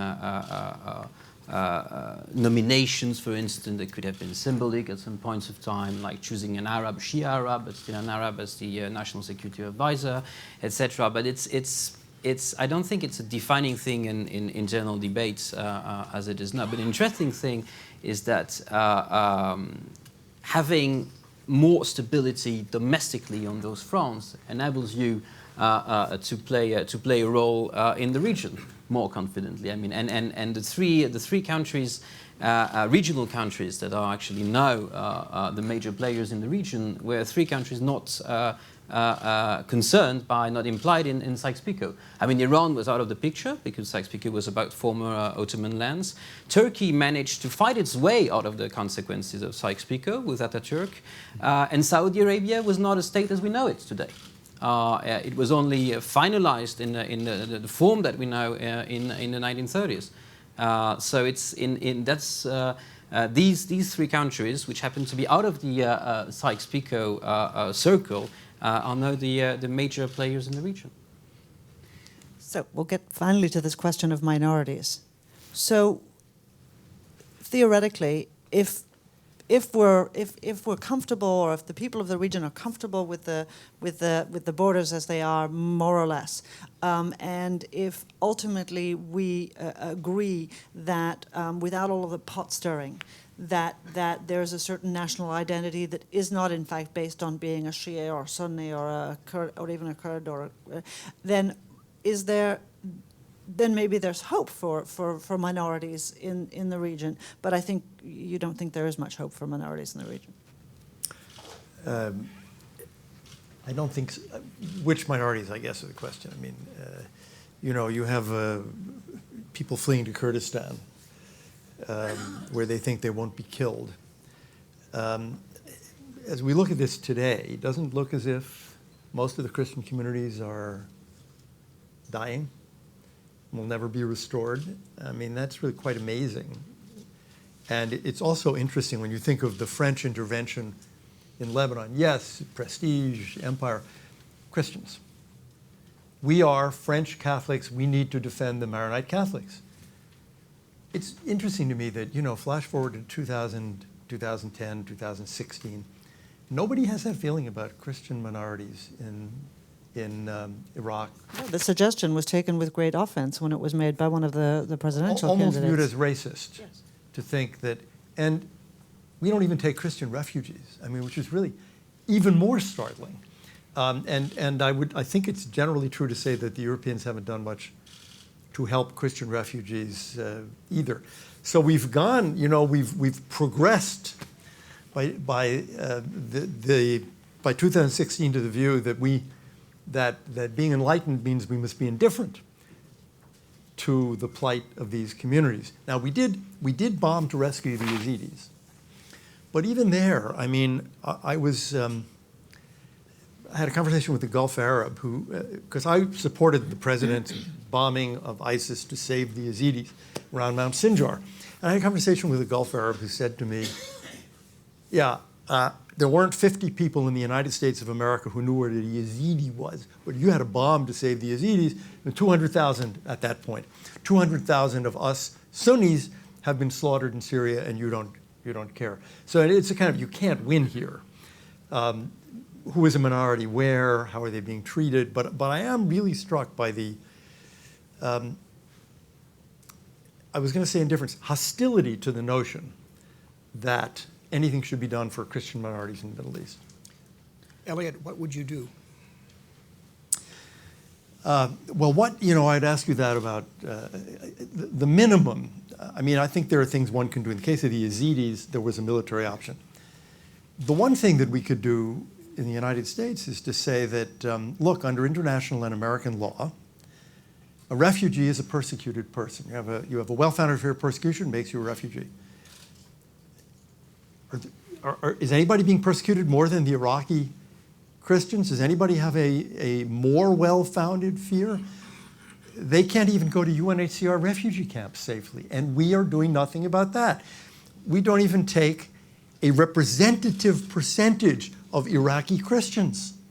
The percentages are lower than the percentages of Iraqi Muslims. It's as if the intervention, even to help refugees who are Christians, is viewed somehow as vile prejudice. It's strange to me. There was a similar debate in Europe, and at the time when ISIS progressed in northern Iraq and especially in the Nineveh plain, which was home to a large proportion of Iraq's Christians, the French government decided to grant a preferential asylum to Iraqi Christians at the time, and there was a debate back home about that for several reasons. The principle of choosing religious affiliation as a ground for asylum, just like I think similar to the American debate, but also the idea that it was a kind of approval to the liquidation of Christianity in the Middle East. So you had two types of critics. But coming back to that, one thing is for sure is those minorities, and a large number of them, would rather go to Europe than stay anywhere in the region right now. Is there nothing to be done? It's a great point, and a critical issue, really. I'm with you on the refugees, all sorts of refugees. But if we have to do a triage by degree of probability of death, I'm for that too. Whatever we can do to get people out of harm's way, the way we have not led on the refugee issue at any level is, frankly, I think, appalling. But Olivier raises a very important question.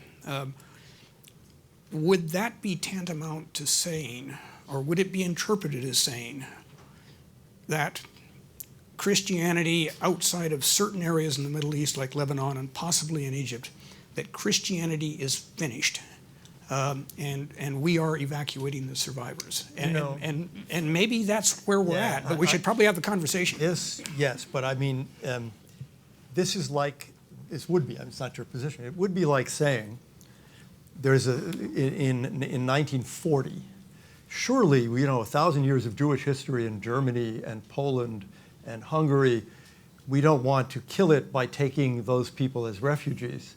They died.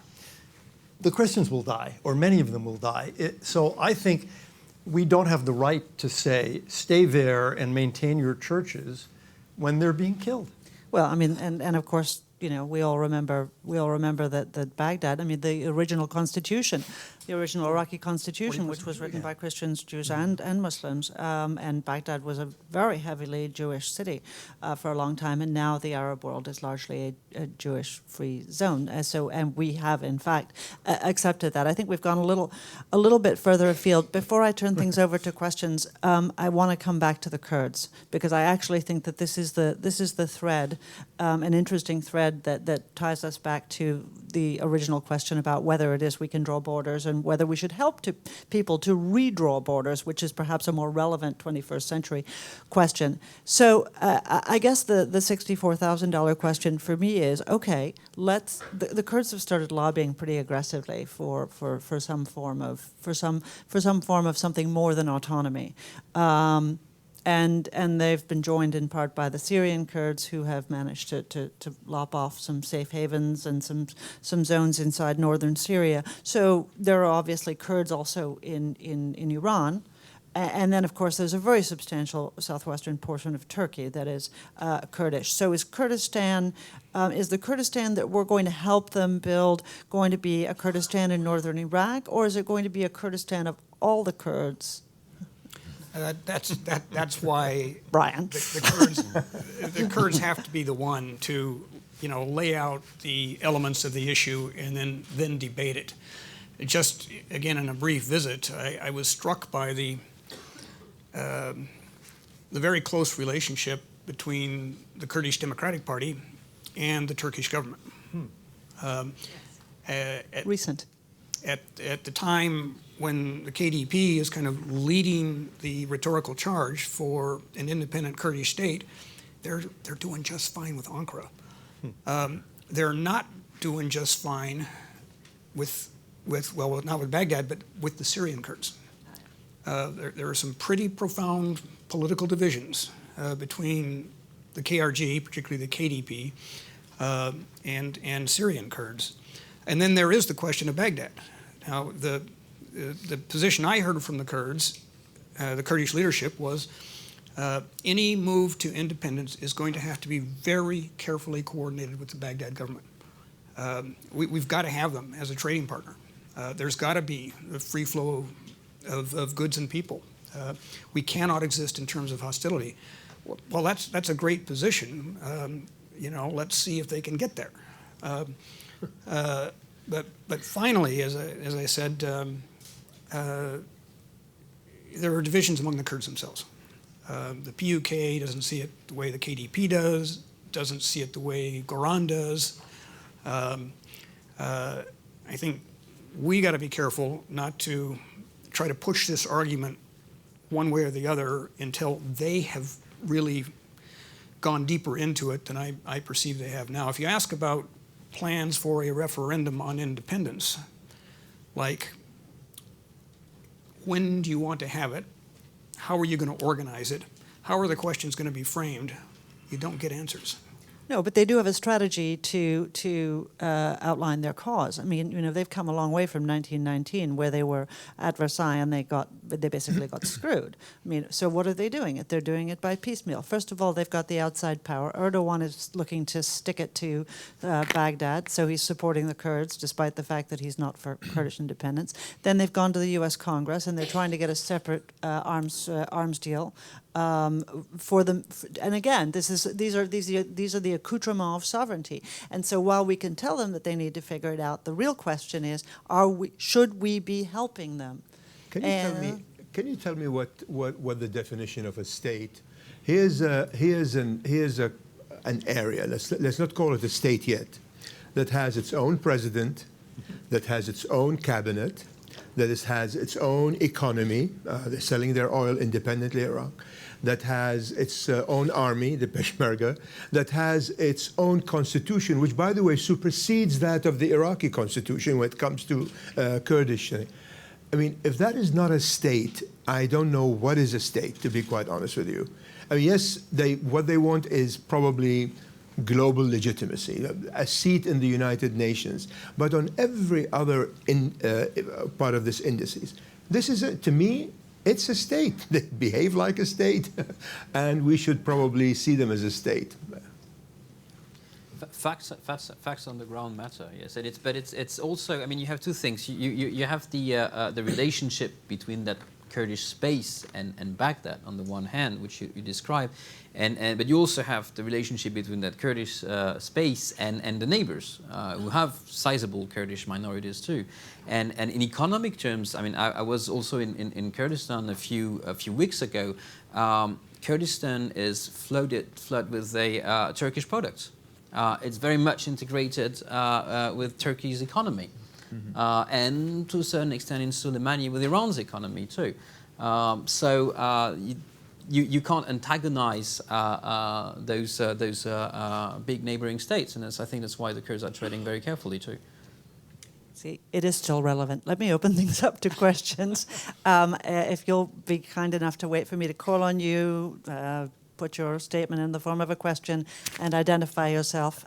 That gentleman with the very persuasive arm right there. Thank you. My name is Namo Abdullah. I'm with Rudaw, which is Kurdistan's news agency. Yep. So as you can imagine, my question would be about Kurdish independence. So Barzani today published a statement saying that, calling on Baghdad for a serious dialogue, quote unquote, and saying if the partnership fails, let's become friends. That's what he told Baghdad. So I wonder, given the current circumstances and the role the Kurds play against ISIS, what are the chances that the United States will support Kurdish independence? Thank you. I would. If they declare tomorrow. I would simply say the obvious. We should not get out in front of the Kurds. I think there's a whole lot of discussion to be had. What Mr. Barzani said today is exactly what I heard when I was out there, and it's exactly the right thing to say. But the question emerges, given the current state of conditions, political conditions in Baghdad, can the Baghdad government have an effective dialogue on this issue with the Kurds? I just don't know. I just think that we as a government have to be very, very careful in how we handle this, what we say, what we do. And it's, you know, I spent a lot of my life living in very crunchy parts of the world. It's really easy to sit here in Washington and say this should happen or that should happen without realizing the impact it can have on literally the lives of people who have to live with it. So we just got to be careful here. This young man here. Thank you. My name is Jacob Chereskin, and I am part of the Elliott School of International Affairs at George Washington University, and I'm going off of what Professor Dawisha said when he was talking about Kurdish independence. So you were talking about how Iraqi Kurdistan is essentially a self-sufficient region in the country itself, and you might say that that's the closest thing we have now to an independent Kurdistan. But we also have areas of what is known as the Greater Kurdistan occupied by 3 other countries, with small pockets like Rojava in Syria becoming more self-sufficient and autonomous. I was wondering, what would your predictions be about if there would be a unified Kurdish state within the next 20 to 25 years? Do you think it would just be of Iraqi Kurdistan, or would it be one of these greater territorial acquisitions that might come out of the border chaos that's ensuing nowadays? Well, of all of these regions that you talk about, the one that is most developed in terms of statehood is Iraqi Kurdistan. And I kind of, my belief is that what the Iraqi Kurdistan, what Barzani, for example, wants is independence for Iraq Kurdistan. And one of the reasons why, as Ambassador Crocker says, that there is a strong relationship today between them and Ankara is probably because of that, is that they want to make sure that the Turks realize that the Iraqi Kurds are not in any way supporting the other Kurds, right? There's certainly no revolutionary movement within Turks and so on. And so, from all of these regions that we know of, Iraqi Kurdistan is the one that is ripest for statehood, for kind of, you know. The rest is very problematic, and I can't see it happening very, very, very soon. If the Kurds can convince the Turks that they don't harbor any harm towards the Turks, that they're actually going to cooperate with the with the Turks, that if they can be partners, then they're going to be friends with the Turks. I think that there is a possibility that Ankara will sort of say, okay, go ahead. And that happens, I am convinced that almost certainly independence will be declared. I don't think the Iraqi Kurds are worried about Baghdad in any way, to be quite honest. They're worried about the Turks. And if the Turks say yes, I don't see. Do we think that we, the Americans or the Europeans, will stand against the Iraqi Kurds gaining independence? If Turkey says fine, it's fine with us? If the Kurds decide it's fine with them, no. But that's got to be the determinant. Yeah. You know, what is a Kurdish position? And we can decide whether Kurdistan gets in the EU. Yeah. Olivier? or whether to include Berlin in Kurdistan. There are plenty of Kurds there, you're right. Yes? This gentleman here. Talal Absi from Embassy Bahrain. Don't you think you dealt pretty in a kind of abstract fashion when you talked about Bahrain? Especially when you dismiss the fact that we have a big main neighbor and they keep radicalizing the Shiites, not only in Bahrain, but throughout the region. Especially, I mean, considering it being a theocratic regime, and its constitution, they have to export their revolution. So I'm not saying there's no corruption in Bahrain. There's corruption everywhere. And if you look into our living standards, up to international indices, they're pretty high. So I think, I don't know, I would like to see your take on that. First, respectfully, what you're doing here, which is defending your government, your country, which is admirable. I think if you go back 15 years, you had a kind of modus vivendi between the royal family and the majority, which was Shia. And I think it's mostly the royal family's doing that, because they have the power, that this modus vivendi has broken down. If you go back that 15 years ago, there was some nasty Iranian broadcasting. There was no subversion. I think there is now, but there wasn't then. I think you have an extremely intelligent and extremely effective prime minister who has been prime minister for decades and who, I mean, I'd be candid, who I think has used the power of prime minister to build a huge private fortune, doing things like taking real estate that belongs to the people of Bahrain. I think the BC, the International Commission report, exposed a good deal of nasty repression, which I think if one looks at the period since then, has really not been cured. If anything, it's become a bit worse. So there's blame to go around, and you can point to, one can point rightly to some leaders in the Shia community who have made this worse. But they don't rule Bahrain. The royal family rules Bahrain. And I think that ultimately the responsibility for blowing this, to put it that way, really lies with them. This young lady over here.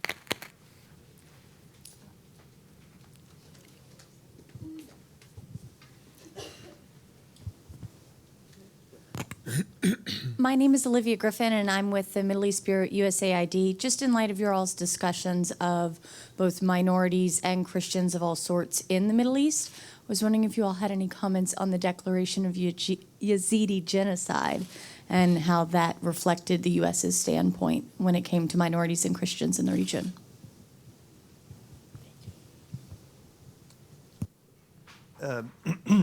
I generally think that if the facts are there, one should follow them.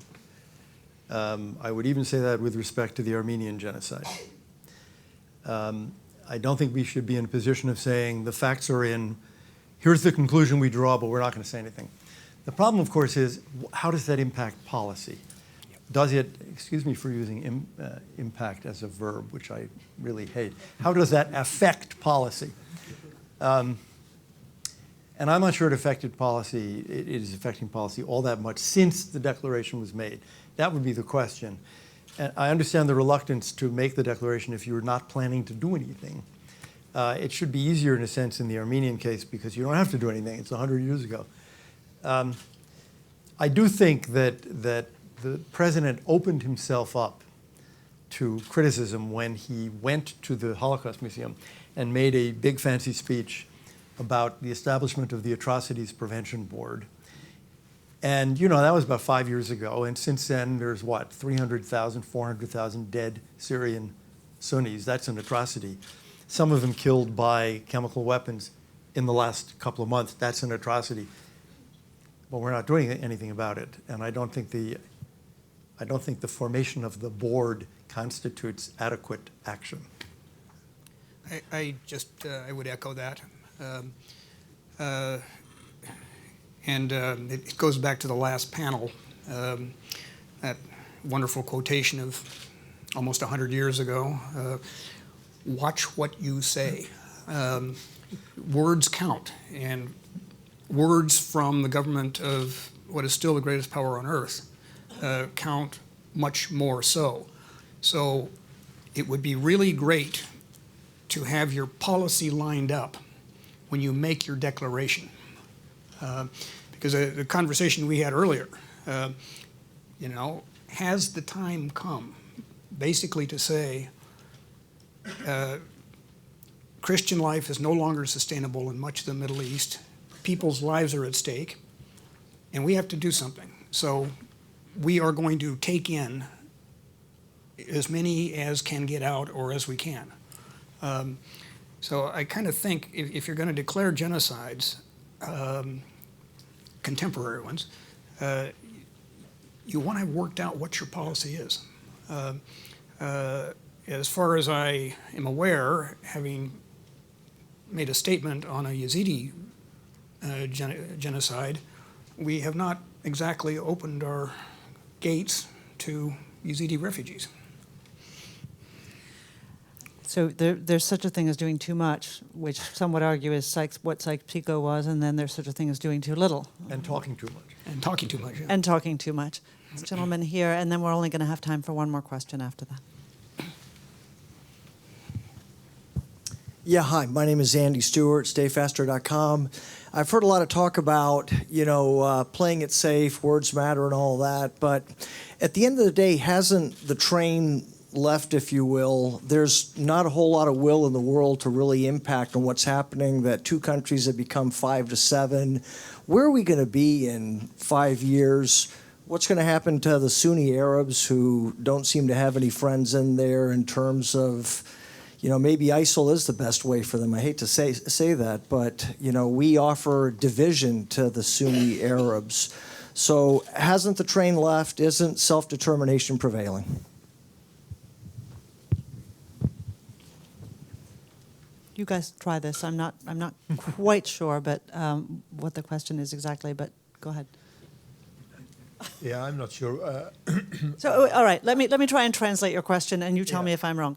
So you're basically saying, we can no longer have an impact. The people on the ground are voting, whether with their feet or with their guns, about what the shape of the region is, whether it's the Kurds in northern Iraq or in Syria, or it's the Alawites or in any of these cases. That basically there are forces in motion that we can no longer impact. So why? Right, and okay. local forces. Okay. Is that true?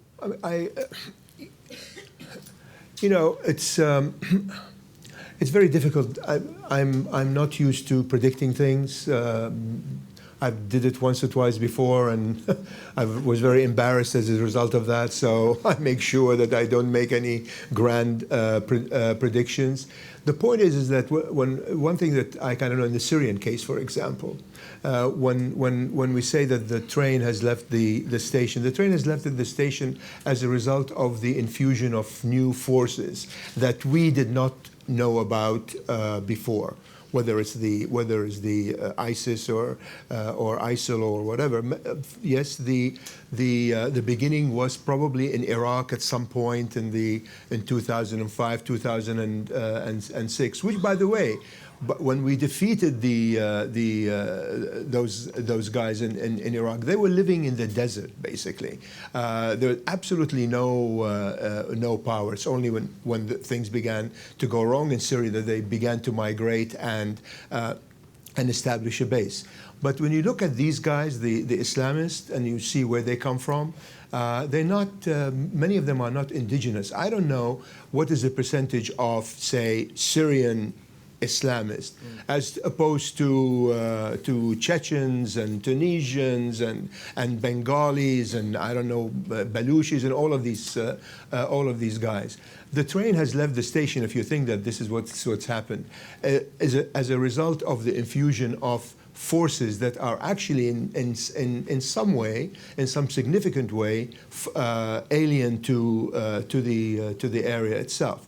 Now, do we want to get involved with that?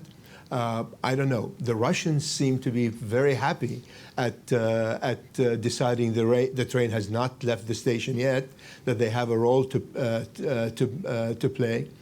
Do we want to confront these forces? I don't know. I mean, I think my two colleagues on my left are probably more attuned to answering this kind of questions. But there is still a conflict going on, and there are still legitimate rights.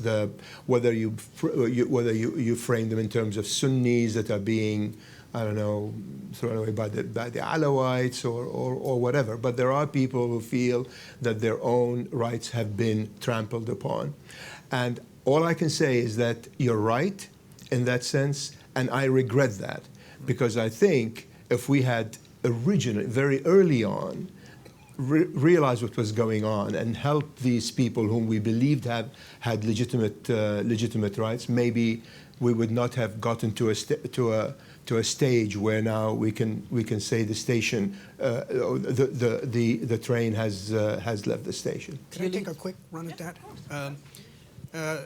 Because it's something we've touched on thus far in both panels, only obliquely. It's the role of the U.S. and the question of U.S. leadership. In my almost 40 years in the Foreign Service, I learned approximately two things.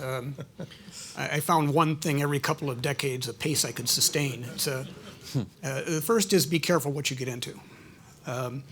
That actions have consequences to the 30th and 40th order. I lived through it in Lebanon in the early 80s with the Israeli invasion, the deployment of the Marines, and the subsequent bombing of the embassy and the Marine barracks. I lived through it in Iraq.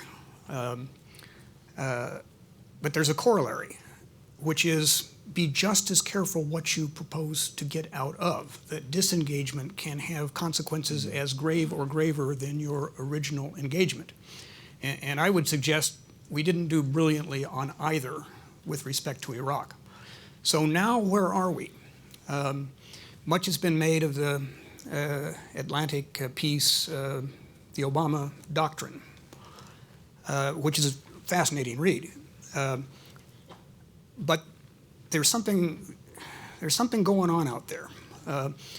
Presidents since Truman have had doctrines centered on the Middle East. So from World War II up until the current time, these always have been doctrines of engagement.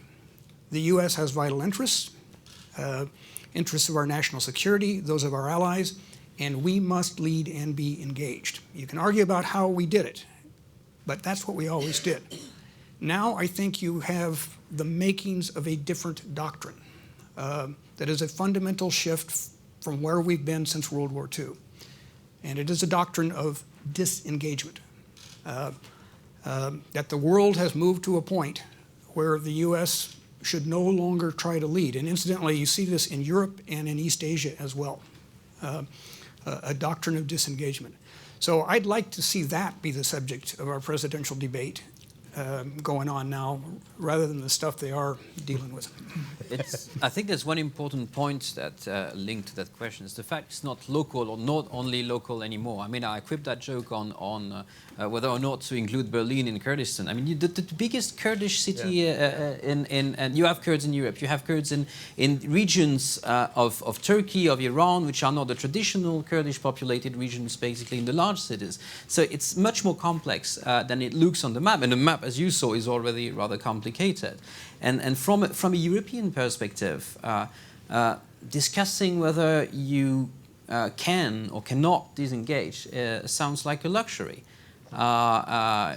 You have terror attacks linked to the situation in the Middle East happening in Europe. You have a major refugee wave which Europe has to deal with. All that is shaking the very foundations of the EU as an institution and as a political project. It's and what are you doing about that exactly? What are the Europeans? Oh, wait, What are they doing? what did you invite me to talk about today? Well, not this, but please don't invite me. hesitate to assault him afterwards. I promised Garrett that the last question, but let me have both of you, perhaps Hisham and Garrett, ask each a question, and then we'll wrap up. Can you? I'll let you off the hook. Since we're talking about the minorities, is there a moral responsibility for the United States, specifically when you talk about the Christians in Iraq and maybe in Syria, Yazidis, Assyrians, and others? Now, surely sectarianism in Iraq preceded the invasion. Sectarianism in Syria, especially after the Ba'ath came and the guys of, with the Alawis in early 80s and all that. As I remember, many, a large percentage of the Christians in Iraq left when we were there. And this is for you, Elliot. When churches were burned, bishops were assassinated, and we had tens of thousands of American soldiers there, and we couldn't stop it, or we wouldn't stop it. Also, now today when you ask Christians in Syria who hate Bashar al-Assad, they say, look, we have to stick to them. And we say, look, a new arrangement will protect you. We say, hey, look at the Christians in Iraq. What happened to them when your friends, the Americans, were there? So what we did and what we did not do in Syria also is affecting the plight of these minorities, including in the future the Alawis. Garrett, would you ask your question too, Gary? Thanks very much. Again, Garrett Mitchell, and I write the Mitchell Report, and I want to borrow the train leaving the station metaphor and go right to what Ambassador Crocker was talking about, because I was thinking about a different set of trains that are leaving the station. The 44th president is leaving the station pretty soon, and we will, I think, have a 45th president. And the question that comes up for me from this, and I also just want to say to Danny and her colleagues here that putting together these session today, these two panels are really stunning and very, very important and helpful, and thank you, is we're not going to be in the business of drawing lines if I think we've figured that out in a couple of panel sessions. There are some things we're not going to be doing, but the question for the 45th president and hopefully congressional leaders who might work with whoever that happens to be is, what does a policy of engagement in this region look like going forward? What is the nature of American leadership going to look like in that region going forward? Okay, thank you. That was not an easy valedictory question. Can I just synthesize for a second for our panelists and maybe cheat a little bit and make it easier? I mean, Hisham asked a question which feeds into what Gary says, which is what is easy is exactly what John Kerry seems to be thinking about, which is, gee, it seemed kind of nice under Assad. He wasn't so bad, right? Those guys, he seems a lot better than ISIS. The Christians did better. We know what this. The strong man seems like a good guy. This is what underpins the thinking about Sisi. This is what So how does that challenge work? And then at the same time, if in fact we've swung, the pendulum has swung too far to the other side, and we are too disengaged, what does swinging back look like? Because I don't envy whoever president is going to sit there on January 20th, 2017, and is going to have to say, yeah, here's what we're going to have to do. So this is it. This is your chance to shine in the wake of a failure that was Sykes-Picot. What are we going to do? Well, I'll just toss out a thing or two to get it rolling with my colleagues. Probably you correctly inferred from my last statement that I favor the more traditional doctrine of U.S. engagement in the world, that we certainly are not the world's determinant, but we affect what things happen. And when we are absent, other forces step forward, and Syria is a great example. We're largely absent. Iran and Russia, as you point out, are very much there. The train may have left the station, but the Russians and the Iranians are still pulling the switches. So engage.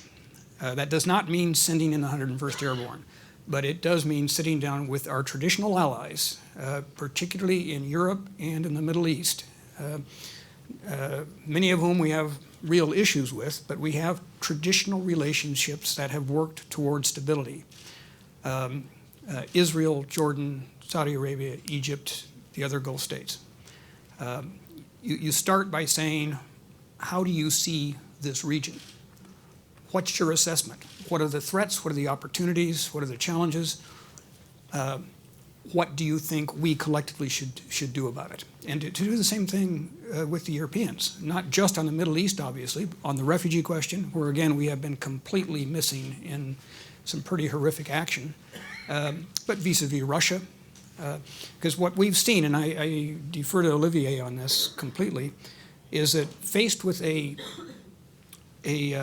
mega crisis, which the refugee crisis certainly has been and is, it has strained the whole concept of the European Union as a political construct to the breaking point. And we seem to think it's not our problem. So I would encourage the next administration, there will be one. There will be one, really. It's not the end of the Republic. To do one thing, engage, and engage first in just consulting, genuinely consulting with our traditional allies in the Middle East and elsewhere. Let me say, I agree completely with that. I think one of the... Don't forget to answer Hisham's question. Yes. One of the unfortunate things about the famous Atlantic interview is the president's deprecation of alliance relationships, which he really doesn't seem to value in Asia, in Europe, or in the Middle East. And as one talks to, Israelis, Jordanians, Saudis, Poles, Czechs, South Koreans, Australians, that's what I think we hear an awful lot, this sense of don't you care anymore about the alliances. This is, after all, what, in a sense, separates us most importantly from the Chinese or the Russians globally. They don't really have these alliances. We do.